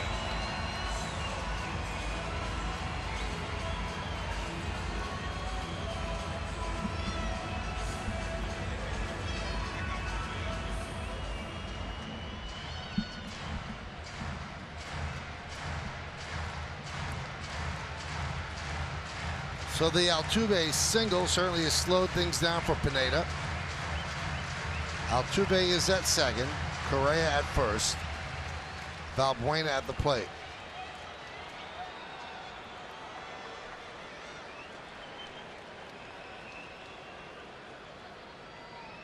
And the pitch. Missed outside. Fastball. 1-0. Couple of singles for Valbuena. Game is tied at 1. We're in the bottom of the 6th inning.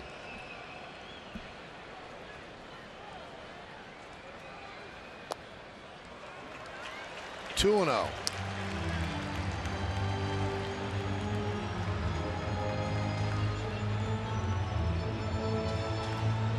And Larry Rothschild will come out and talk with Pineda. It's another situation where there were 2 outs. Struck out the first 2, and now he's gotten into trouble.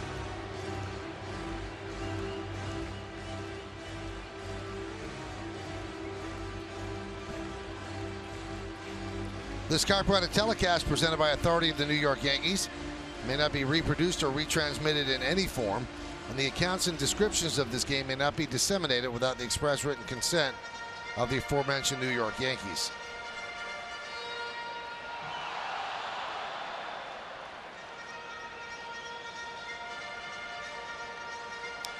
I think Larry Rothschild sensing, the Yankees are aware of the fact that he's had problems with 2 outs. So just give him a little breather there, break up the rhythm, try and let him regroup and get Valbuena out if he can.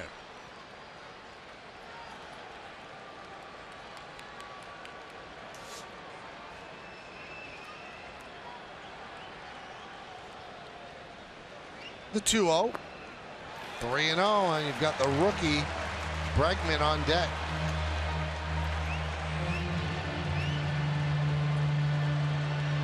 You made the point that Bregman's on deck, which would lead me to believe that if Valbuena gets something he likes, he's got the green light.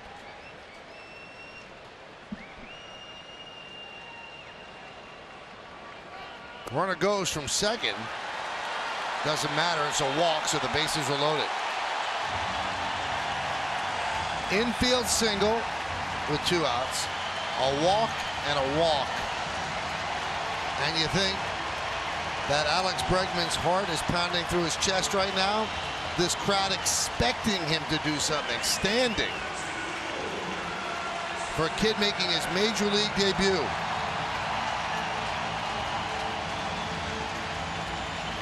Think mom and dad a little nervous? He's had a fly ball to left and a strikeout.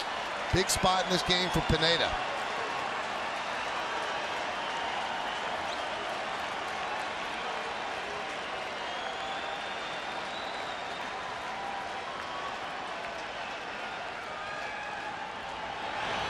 Swing and a miss. From being drafted to being called up, 13 months. Not a lot of riding the buses for Bregman. With Mom Jackie biting the towel, channeling John Thompson. Pitch outside.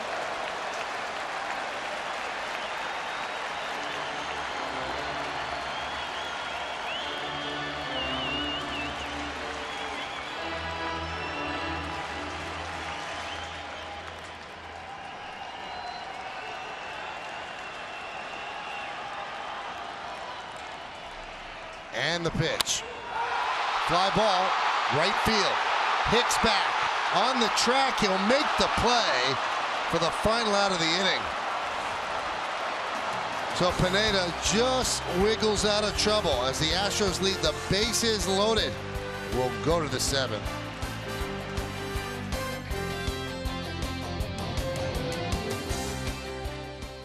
Forever moment, Kenny. Well, so near and yet so far. Pitch he kind of inside out. It got good wood on it. Of course, we mentioned it's pretty close here in right and in left, but some room for Aaron Hicks. You can see the mom and dad just, oh my goodness. Oh. You have to wait a little longer for that first major league hit. Carlos Beltran takes a strike from Keuchel as we start the 7th inning. Top 5 batters in the Yankee order 0 for 12 against Keuchel. And they've hit 1 ball out of the infield. That was Refsnyder's last time up, a fly ball to right.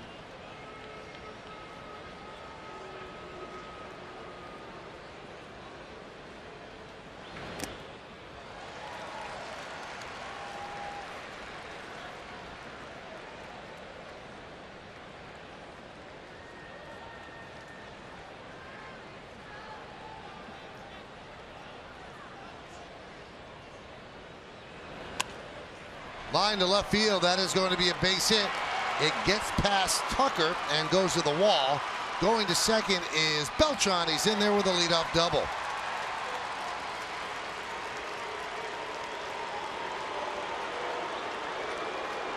And he gets booed by the crowd. Beltran had a good series against the Giants. He went 5 for 11. That was a hanging breaking ball. That one kind of just above the belt. Beltran's been hot enough. He's not going to miss that. Runs it into the corner. Tucker was playing over towards left center field. So Beltran has a 2-base hit.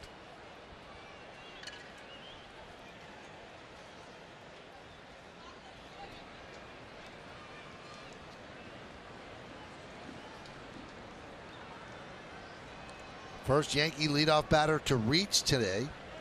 Here's Castro, who has struggled against Keuchel with 2 strikeouts.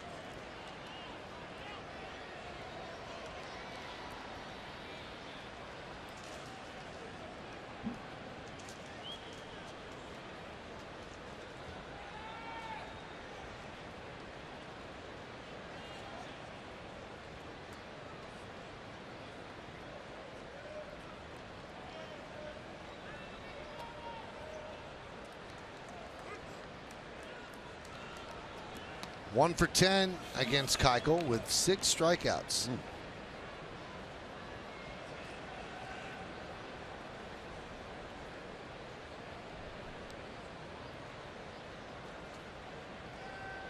You see Altuve trying to check back Beltran. Valbuena off the line at first.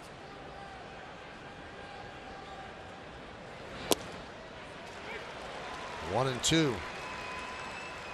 Seems like Keuchel's been one step ahead of Castro all night long, whether it's a breaking ball or the fastball. He doesn't take many fastballs, so he must have been looking for something else.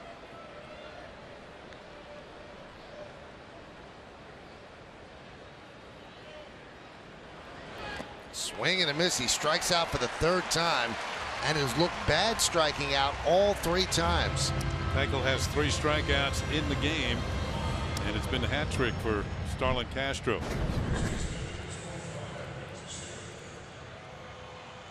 I think he's aware that he doesn't have to throw him a strike. If it looks good enough, he's going to chase it, and he did.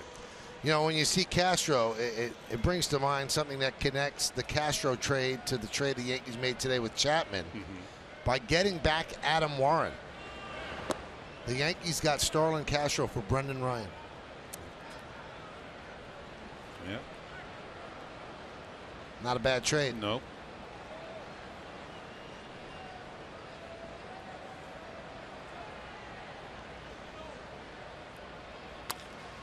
Grounded, foul by Teixeira. Mark is grounded to third and grounded to short.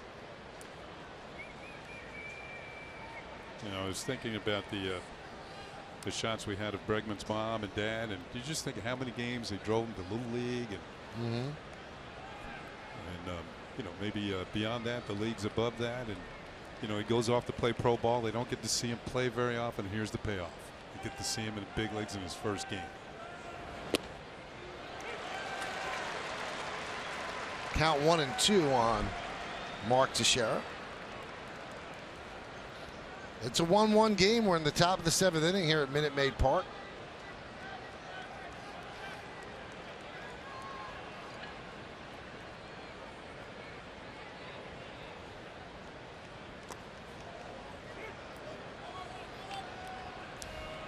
Keuchel, not the overpowering type pitcher. Every pitch has a purpose. One sets up the next one. His breaking ball seems to be the main pitch tonight for him against the Yankee right-handed hitters. It's been pretty sharp.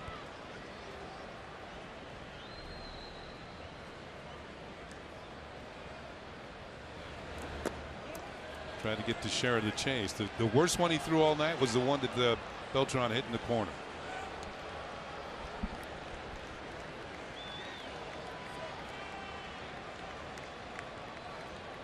The third 3-ball count for Keuchel.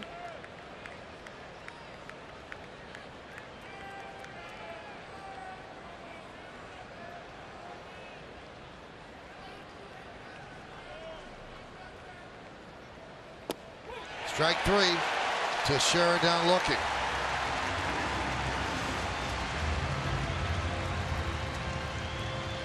Now this game has some wild card implications.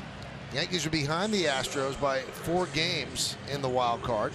The Red Sox and the Blue Jays have the first 2 spots. And the Astros a half game back. Tigers 4, Yankees 4.5, and the Mariners 4.5.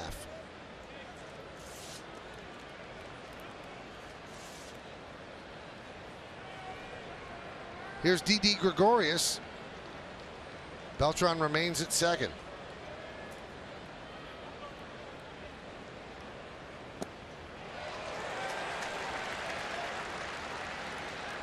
Gregorius with a 2-out double in the 5th inning came around to score on Headley's single. So Gregorius continues to get hits against left-handed pitching.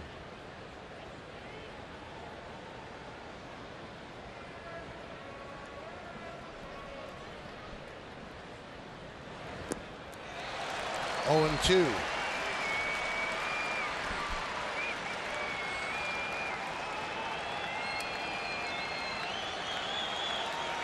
After Didi swung and missed the first pitch, Keuchel stretched his strike zone, see if he would chase one, and he did. And now it's 0-2. This guy's a pitcher,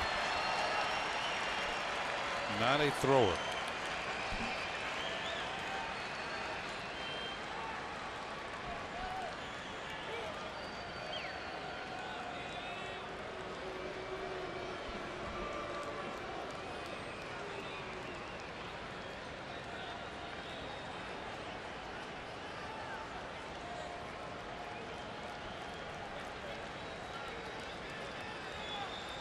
Keuchel checks the runner at second and deals.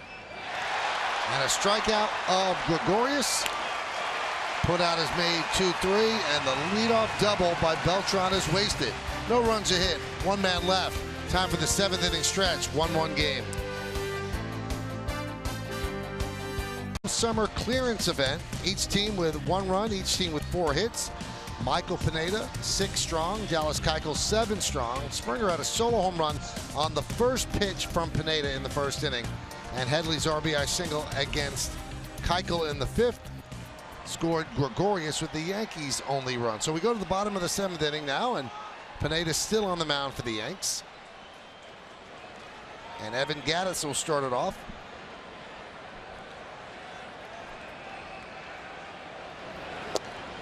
And a strike. Now with 1 less of the big 3 in the bullpen, Yankees are going to look for their starters to push it to the 7th inning, because you can still use Betances in the 8th and Miller in the 9th. So now this is what the 7th inning looks like, as they have a combination of Blyer and Swarzak ready. And that's a lot different than Betances. Pitch count up to 95 now for Big Mike.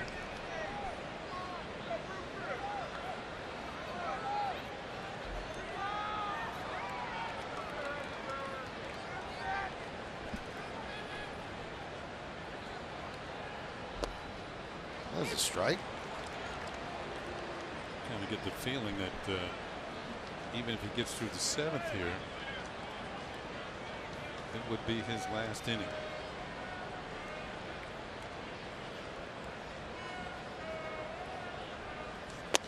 Swing and a miss. Blew it right by him. Another strikeout for Pineda. Let's take a look at those. Yeah, all of these have the same familiar look to them. All swinging. 8 strikeouts. Check swing there. Went around too far. Definitely around too far. Swing and a miss. Missing the slider. Another slider. Can't touch it. Another MC hammer. Swing and a miss. High fastball. Big Mike. 8 punch outs. 2 walks. Here's Carlos Gomez, one of the 8 punch outs. Grounded up the middle and past Castro into center field. So Gomez with a single takes a big turn at first. A 1-out single for the Astros center fielder. Looked like a slider didn't quite have the bite. Took one big hop off the mound. That gave Castro a chance to flag it down. He couldn't. And with Gomez at first, who's been struggling, one thing he can do, he can steal bases. He's 10 out of 12.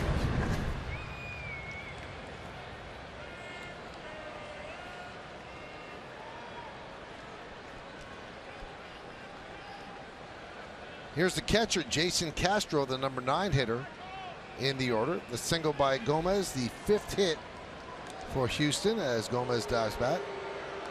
Looked like he was leaning a bit.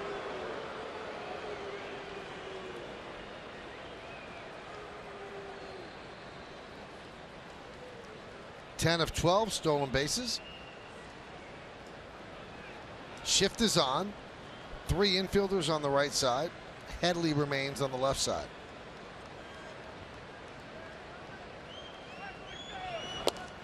Strike.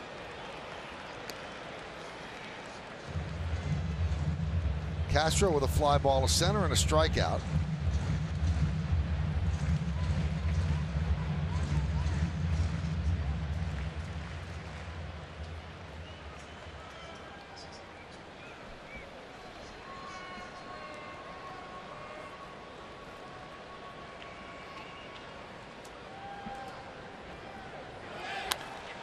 Runner goes, and a fly ball to right center. Ellsbury makes the catch as Gomez goes back to first.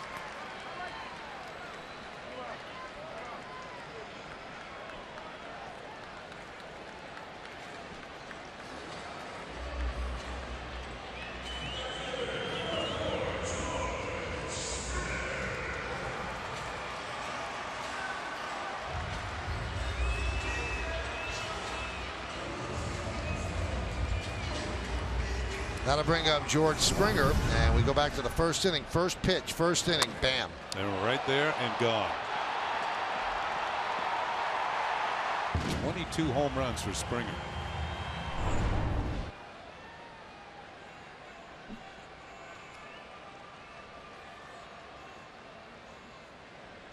Runner goes. Swung on and missed. The ball was dropped by Romine. Gomez makes a big turn at second. A hold right there. Stolen base against Pineda.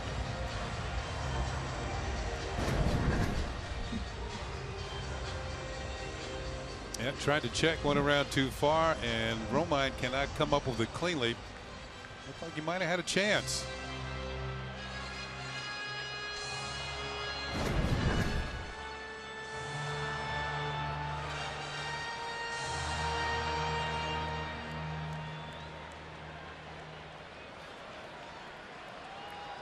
So a home run and 2 strikeouts for Springer.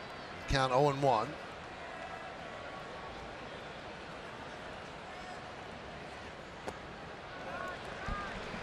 There's a slider diving out of the zone. The count 1-1. Yeah, Springer's next strikeout will be number 100 for him on the season. So that the home run and the 2 strikeouts. Good home run. You get games like that from Springer quite a bit. Chop towards short. Didi waited for the hop and fired to get Springer. So 7 strong for Pineda. No runs a hit. 1 man left. We take it to the 8th. It's a 1-1 game. Just 4 hits in there. Beltran with a double. Gregorius with a double and a run scored. The double by Gregorius was followed by a bloop single by Headley that fell in right center. And Austin Romine was the first base runner of the game for the Yankees in the 3rd inning. Also a single. So Keuchel has pitched well again against the Yanks. Chase Headley will lead off the 8th inning.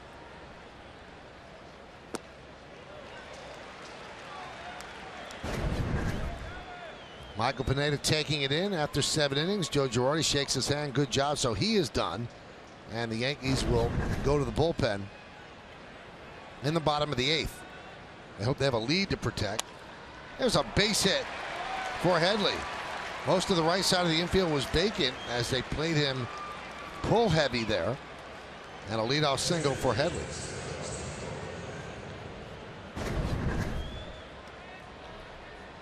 As Michael said, nobody home. That pitch right down the middle. You can do just about what you wanted with, and he goes the other way, picks up the base hit.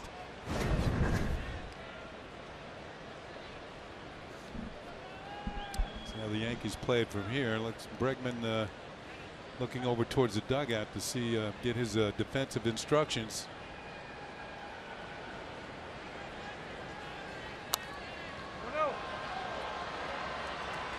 Now you might say, well, why not bunt here? Well, if you bunt, you're bunting a runner in scoring position for Aaron Hicks, who's really hasn't really done much offensively all year. So I think they'd rather have their shot with Romine, who already has a hit. Well, I don't. You're right. They're not going to walk Hicks, and almost the way Hicks has been swinging, it'd be like giving away an out in front of another one. So. Got Luke Gregerson out there.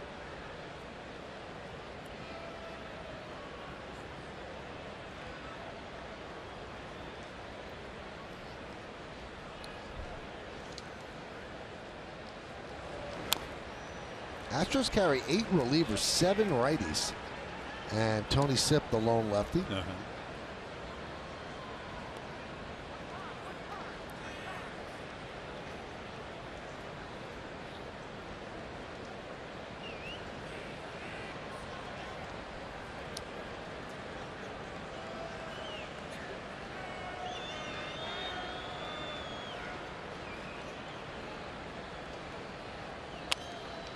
Grounded foul. First game of a 3-game set. Tomorrow night, Sabathia against Doug Fister. And then Wednesday night, Masahiro Tanaka against Lance McCullers. Just saw A.J. Hinch there in his 2nd year managing this Houston Astros. Got them to the playoffs last year.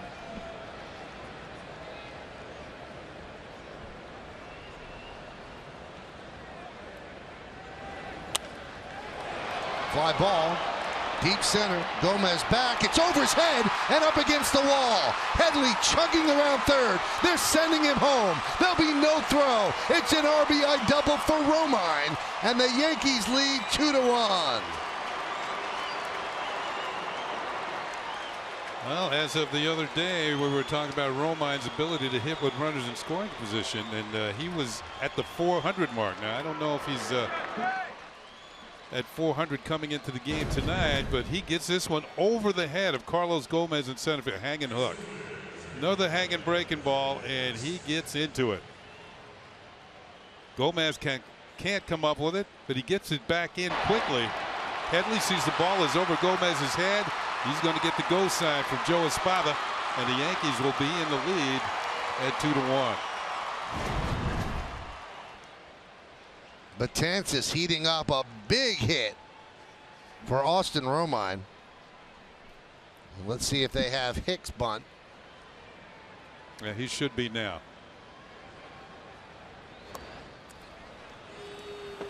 And he fouls it off. So Hicks grounded into a round the horn 5-4-3 double play and popped to second.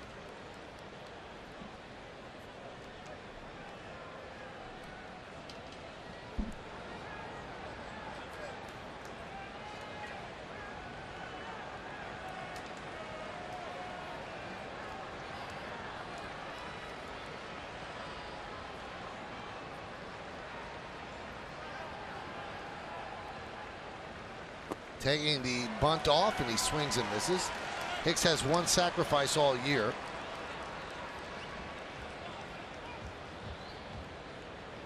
Well, that allowed the corner infielders to drop back. Now that it's 0-2, it looked like Hicks chased the pitch out of the strike zone.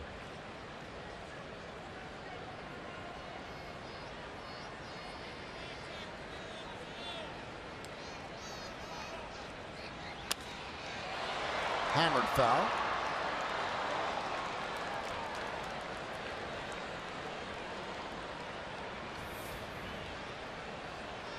There's a breakdown of pitches for Dallas Keuchel. Nothing too strenuous there. So he has a low pitch count here in the 8th, 97.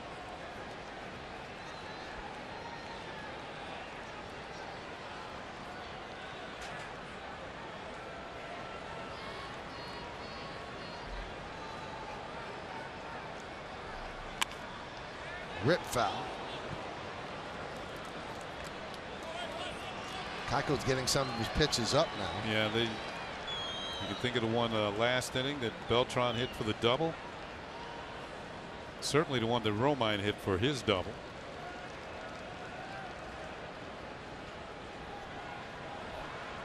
And the pitch that Headley led off the inning was right down the middle. Grounded to first. They think about throwing to third, but Valbuena beats Hicks to the bag, so he moves the runner over nonetheless, as Romine's at third with one out. Well, Hicks couldn't sacrifice him over, but he gets him over with a productive out. There's a changeup away. He had pulled a lot of balls foul and hard. So Keuchel goes soft, the ball moving away, and Hicks with a good idea hits it the other way. Valbuena looks towards third, and man, he had to hustle to get over the first to get Hicks. Any more of a hesitation, it would have been a real foot race to the bag. Infield comes in for Houston with Ellsbury at the plate. Ellsbury's 0 for 3 tonight. They've been jumping on the first pitch a lot, and that one grounded foul. Jacoby is 6 for his last 38. Crowd of 30,628 here at Minute Maid Park. Yankees lead this one 2-1, top of the 8th inning.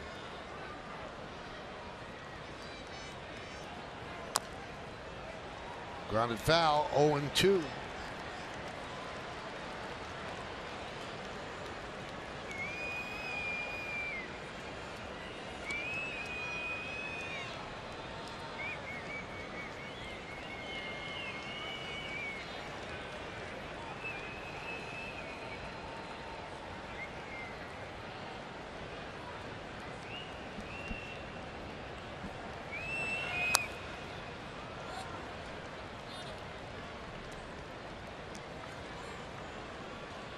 Follow Yankees Baseball live with the MLB.com at Bat app. Stay up to the moment at any moment with game day, live game video highlights, StatCast, news, and more. Download MLB.com at Bat, the #1 app for live baseball on your phone and tablet. 9 of the last 13 pitches have been hit foul against Keuchel. 3 off-speed breaking balls to Ellsbury that he's chopped foul. Here's another one. And some of these aren't strikes. It's just that Ellsbury's been able to foul them off. Keuchel way ahead on the count 0-2. Has not been able to make one bad enough that Ellsbury would chase and miss.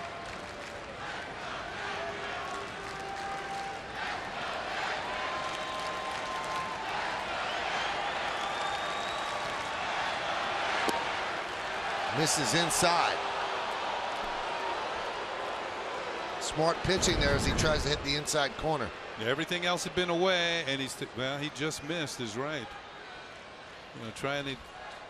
He believes he had Ellsbury influenced to the outside corner, and he tried to sneak one by him on the inner half.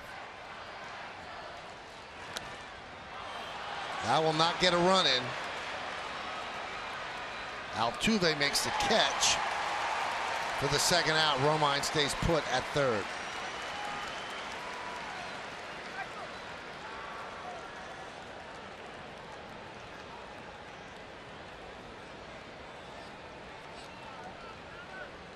Betances now a spectator, but he'll be heavily involved in a couple of minutes. A.J. Hinch comes out to the mound talking with Keuchel.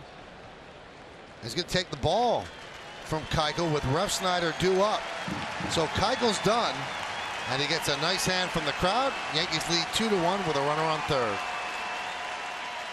Donuts America runs on Duncan. A little bit of a questionable move. You take out Keuchel, who would have faced Refsnyder. Now you bring in Gregerson, who started the season as the closer, and the Yankees counter by sending up Gardner to pinch hit for Refsnyder. Yeah, you figured Gardner was going to go in on defense anyway, but this time he gets a chance to hit and remain in the game. Breaking ball strike. So Refsnyder was 0 for 3 against Keuchel.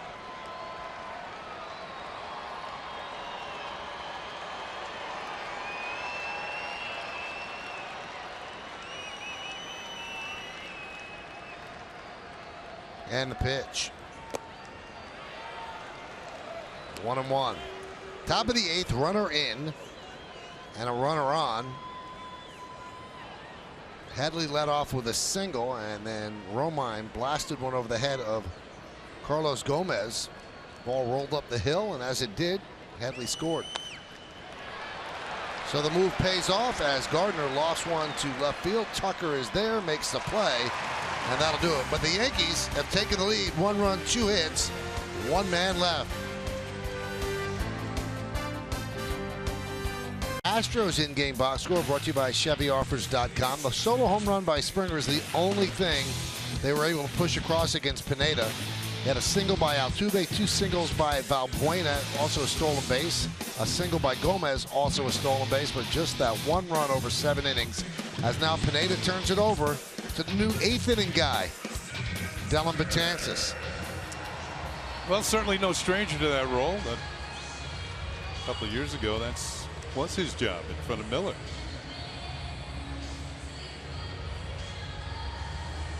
So now Joe Girardi makes the call to the bullpen. The Dunkin' Donuts call to the bullpen. America runs on Duncan. Gardner pinch hit for Refsnyder, and he takes over in left field. So the Yankees, with the pinch hitting move, actually tighten up their defense. And Preston Tucker is going to lead off against Betances. Yankees lead 2-1. And the pitch is outside 1-0.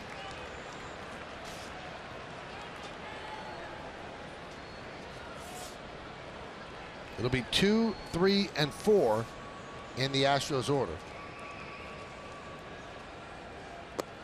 Could not hold up.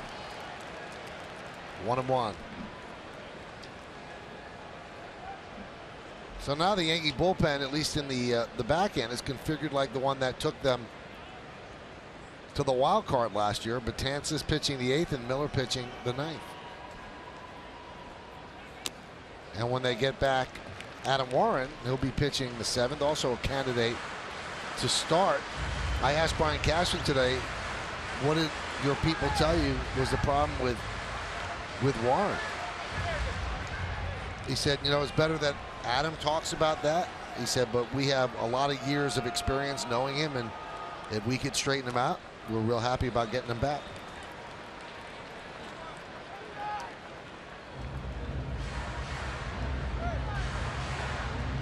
And that's the job of Larry Rothschild there on the left.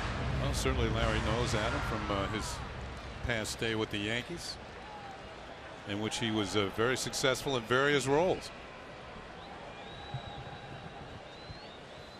Swing and a miss. Tucker down on strikes. Meredith, you spoke to Larry Rothschild. I did, and Larry Rothschild told me he had the opportunity to watch some video of Adam Warren, and one thing that stood out to him, he thought maybe he wasn't being quite as aggressive early in the counts. When he was really successful as a Yankee, he'd attack hitters early. He thought maybe he's nibbling a little bit too much, so they'd like to see Adam Warren go into attack mode a little bit more. And Larry Rothschild said that's a conversation he'll have with Warren when he comes over here, but very confident that they're going to get that old Adam Warren back. Here's Jose Altuve. And a check swing, but he goes around on the breaking ball, 0-1. And Altuve takes a long walk. He did not agree with that call. Let's see if you agree. Yeah, we got the replay right here for you. I don't think he went.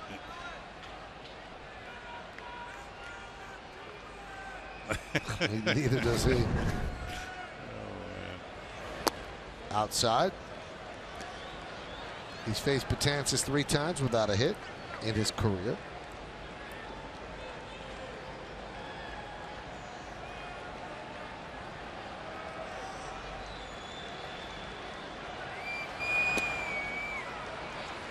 Hangs the breaking ball there, but a little bit too high.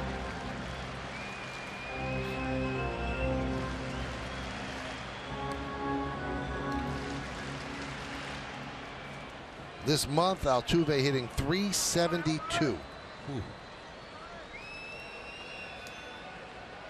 Almost as hot as the weather here in Houston.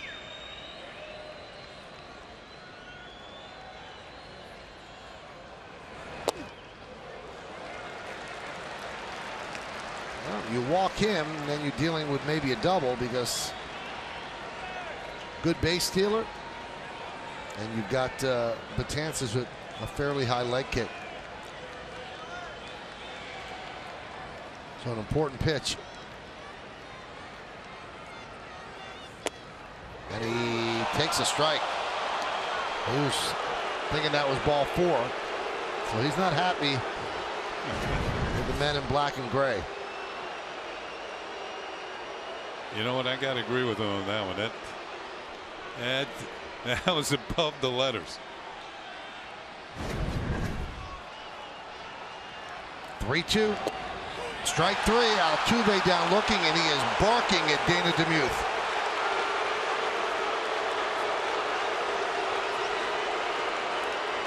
Somebody better get out there.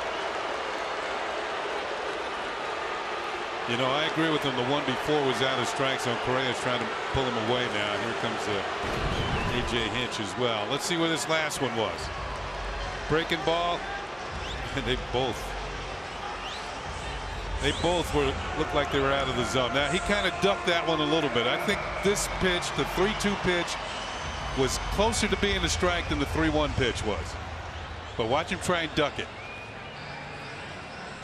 And he's called out. You know, umpires don't forget. I'd never try to argue with umpires in tight situations. They can make your life miserable. Because anything close is not going to go your way.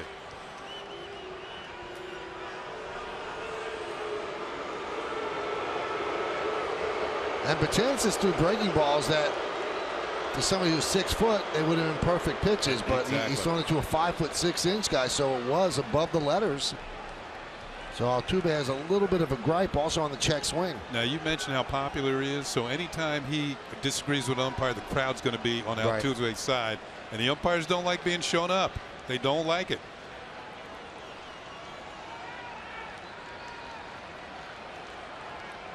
The whole dugout is barking at DeMuth. Well, that's their man, Altuve. He's their leader. Here's Correa. Swing and a miss at the breaking ball.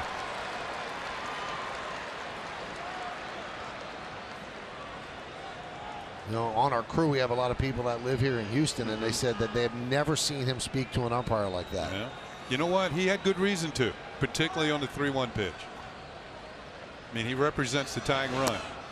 And as you said, he can move himself down to second. Right. With Correa coming up. So now Correa is at the plate with a 1-1 count, and the Yankees lead 2-1. We're in the bottom of the 8th inning.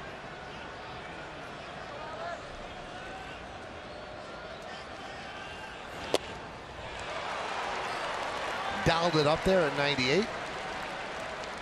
And the count 1-2. Yeah, Betances is a tough get when you're behind on the count because he's got 2 ways of putting you away. 2 quality pitches. Breaking ball and a close to 100-mile-an-hour fastball, which sometimes touches 100. So 2-2 now on Correa. Correa today is 0 for 2 with a walk.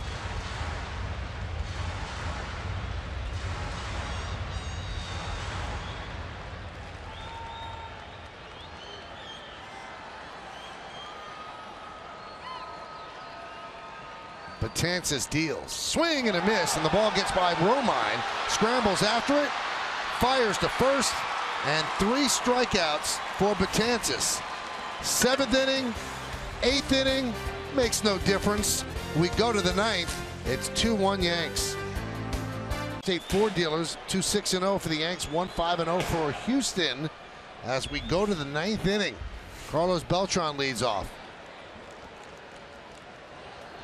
And Gregerson deals, and Beltran grounds one up the middle. It's a diving play by Correa, but it's a base hit. He might have hurt himself.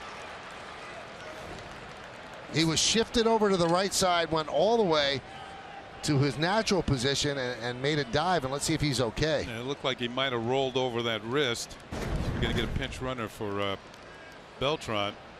Yeah, oh man.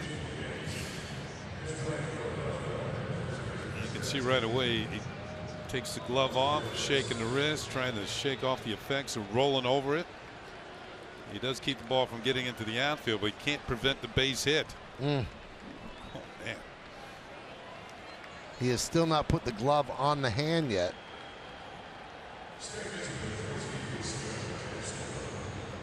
And now he does put the glove on. Now takes it off again.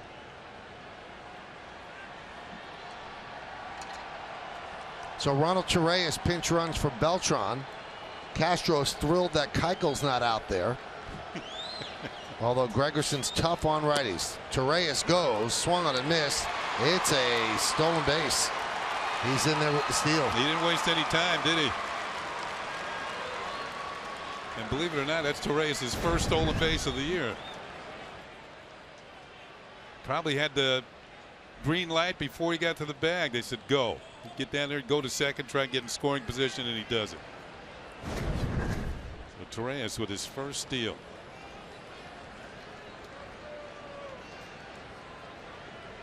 Third straight inning for the Yankees with the leadoff man on. Andrew Miller is warming in the Yankees bullpen. Pitch to Castro. 1-1.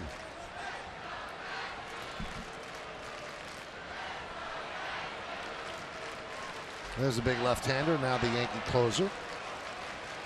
A very animated Mike Harkey.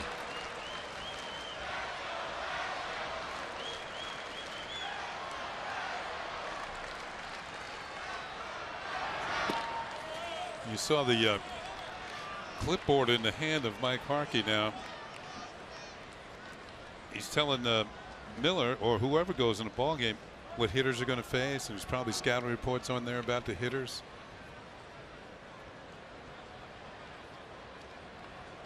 Yep, there are scouting reports. You can see them right there. Thanks, Mike.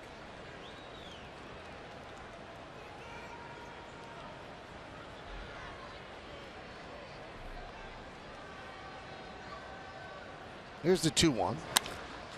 Grounded to short, so he doesn't get Torreyes over.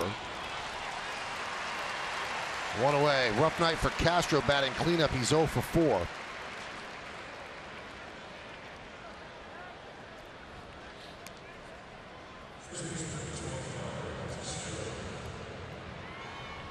And that's going to bring up Teixeira. Mark is 0 for 3. And he is 5 for his last 41 and 3 for his last 25. But as Kenny mentioned early, of those 3, 2 have left the ballpark.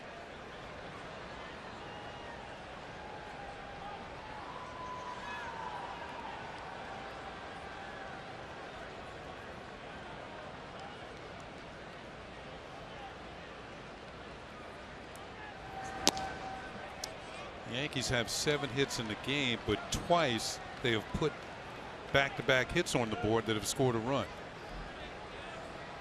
They did it in the 5th, a double and a single, and he did in the 8th, a single and a double.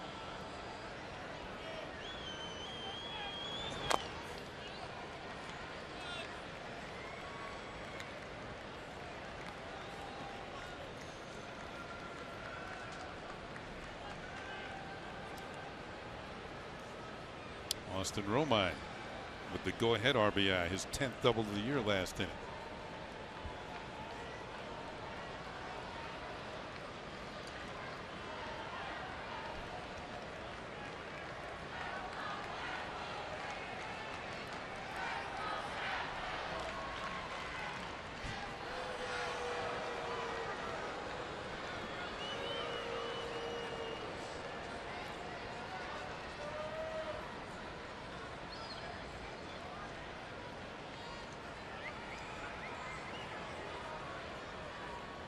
Gregerson taking his time. 1-1 count on Teixeira. Grounded and grabbed by Valbuena. Nice play.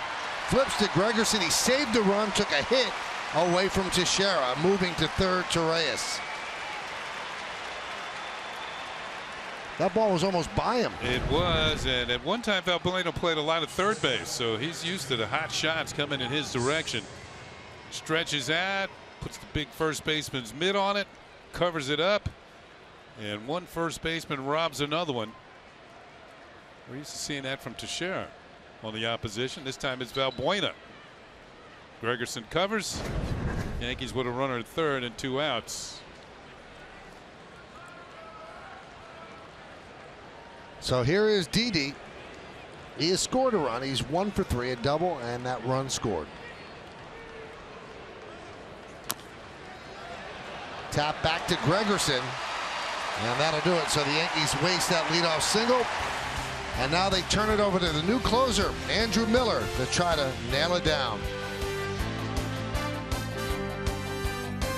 Event by McDonald's. Download the McDonald's app today for exclusive offers and coupons. By Land Rover, above and beyond.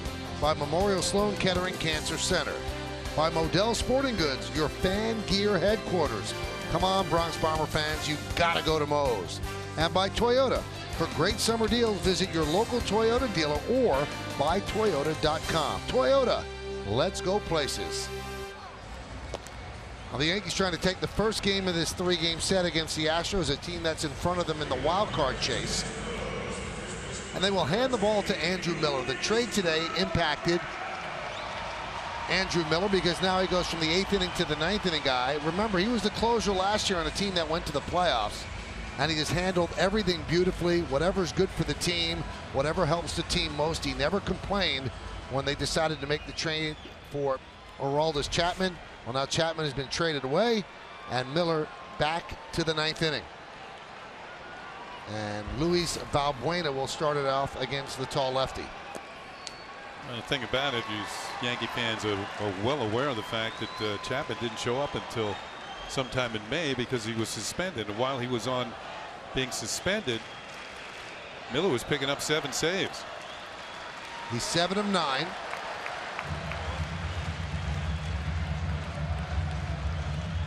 So 9 opportunities. He nailed down 7 of them. And last year he was one of the best closers in baseball.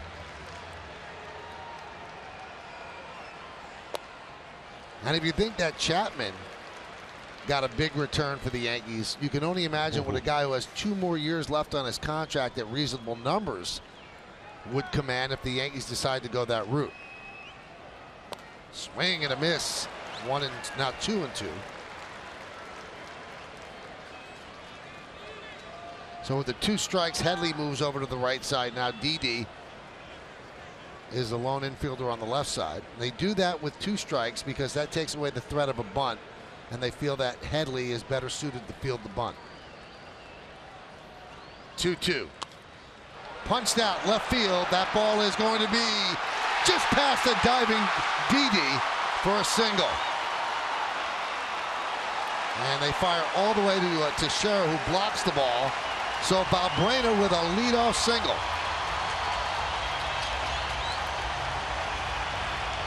Big night for him, 3 for 3 with a walk. Yeah, kind of an emergency swing and just punched off the end of the bat. Of course, with the shift on, it was a long run for Didi Gregorius, who almost was able to come up with it. Balbuena took a big turn around first base. That's why Didi got it back over the first to see if he could catch him napping while going back to the bag. He almost able to haul that in. Didn't happen. And Jake Marisnick comes on the pinch run for Balbuena, and that brings up the rookie Alex Bregman. In his first big league game, he is 0 for 3. And there's a strike.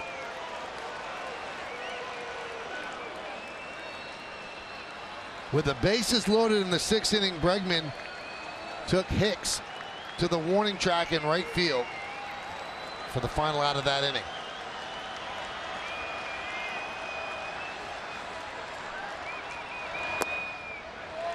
One and one.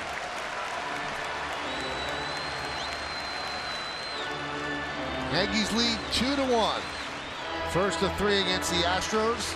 First of 6 on this road trip. Although it's an 8-game road trip, you count the 2 games at Citi Field.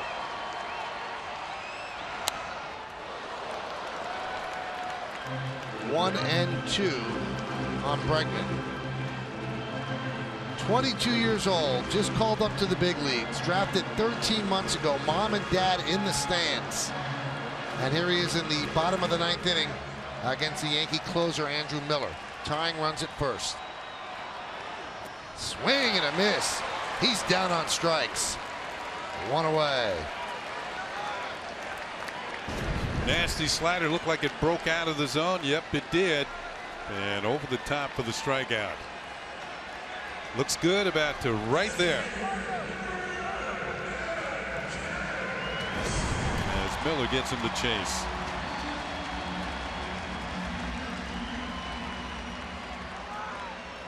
Now here's Evan Gattis. Gattis 16 home runs on the year. Headley deep at third, close to the line. And there's a strike. Fastball. Gattis tonight is 0 for 3. Robbed of a base hit, diving play by Refsnyder in left. That was in the 2nd. Struck out in the 5th. Struck out in the 7th, keeping Marisnick close.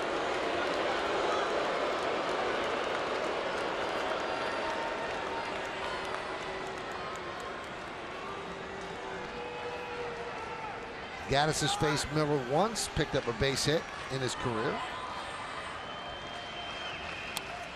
Ooh. Just missed that one. Yeah, that was, he wasn't thinking about a single. Let's put it this way. That one hung, and he was just a hair late. Miller knows he got away with one.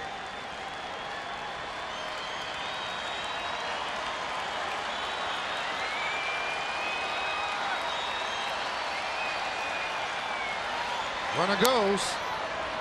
Fouled away.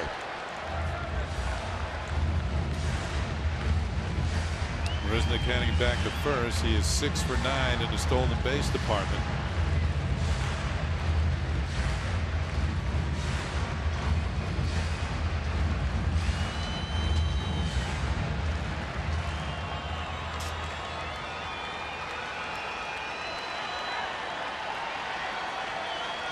Big lead.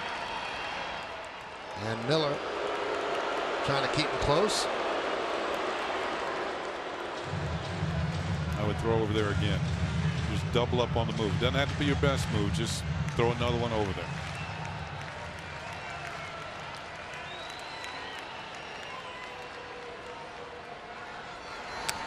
Foul back. Trying to get a fastball by him.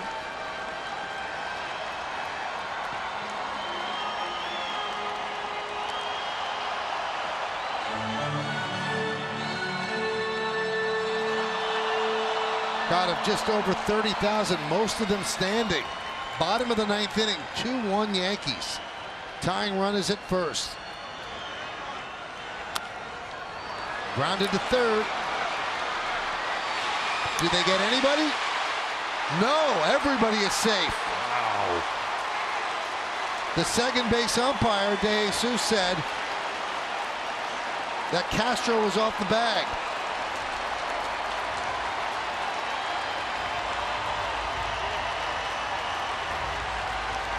Joe's looking to see what Brett Weber sees. We'll take a look first. Castro, yeah, he was off the bag. In his haste to get the ball on its way to first, he pulls the left foot off the bag and he doesn't have the ball yet.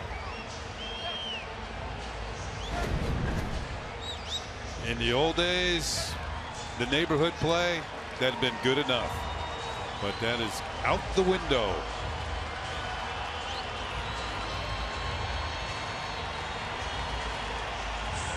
So that puts the tying run at second. The winning run is at first.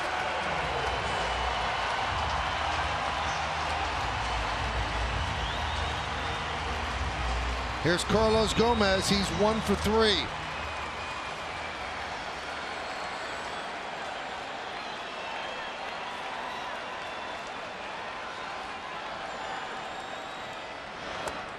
Swing and a miss.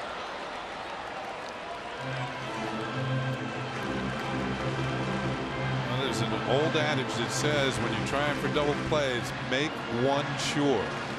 The throw was to the bag, but Castro came off.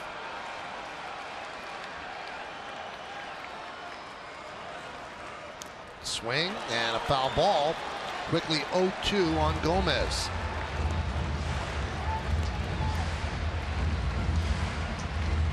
Faced Miller 4 times in his career with 1 hit and a strikeout. So you've got Marisnik at second as the tying run. Gaddis at first as the winning run. Yankees lead 2-1, bottom of the ninth inning. And the pitch. This could be 2. There's 1 on the first. It's a double play, and the Yankees nail it down. A 2-1 victory. A great start for Pineda. Betances strikes out the side in the 8th, and then Miller comes on to nail it down, and the Yankees finally get through against Dallas Keuchel and win the first game of this 3-game set. Nice game all around, Kenny. It was, particularly if you saw the reaction of Starlin Castro after he turned that final double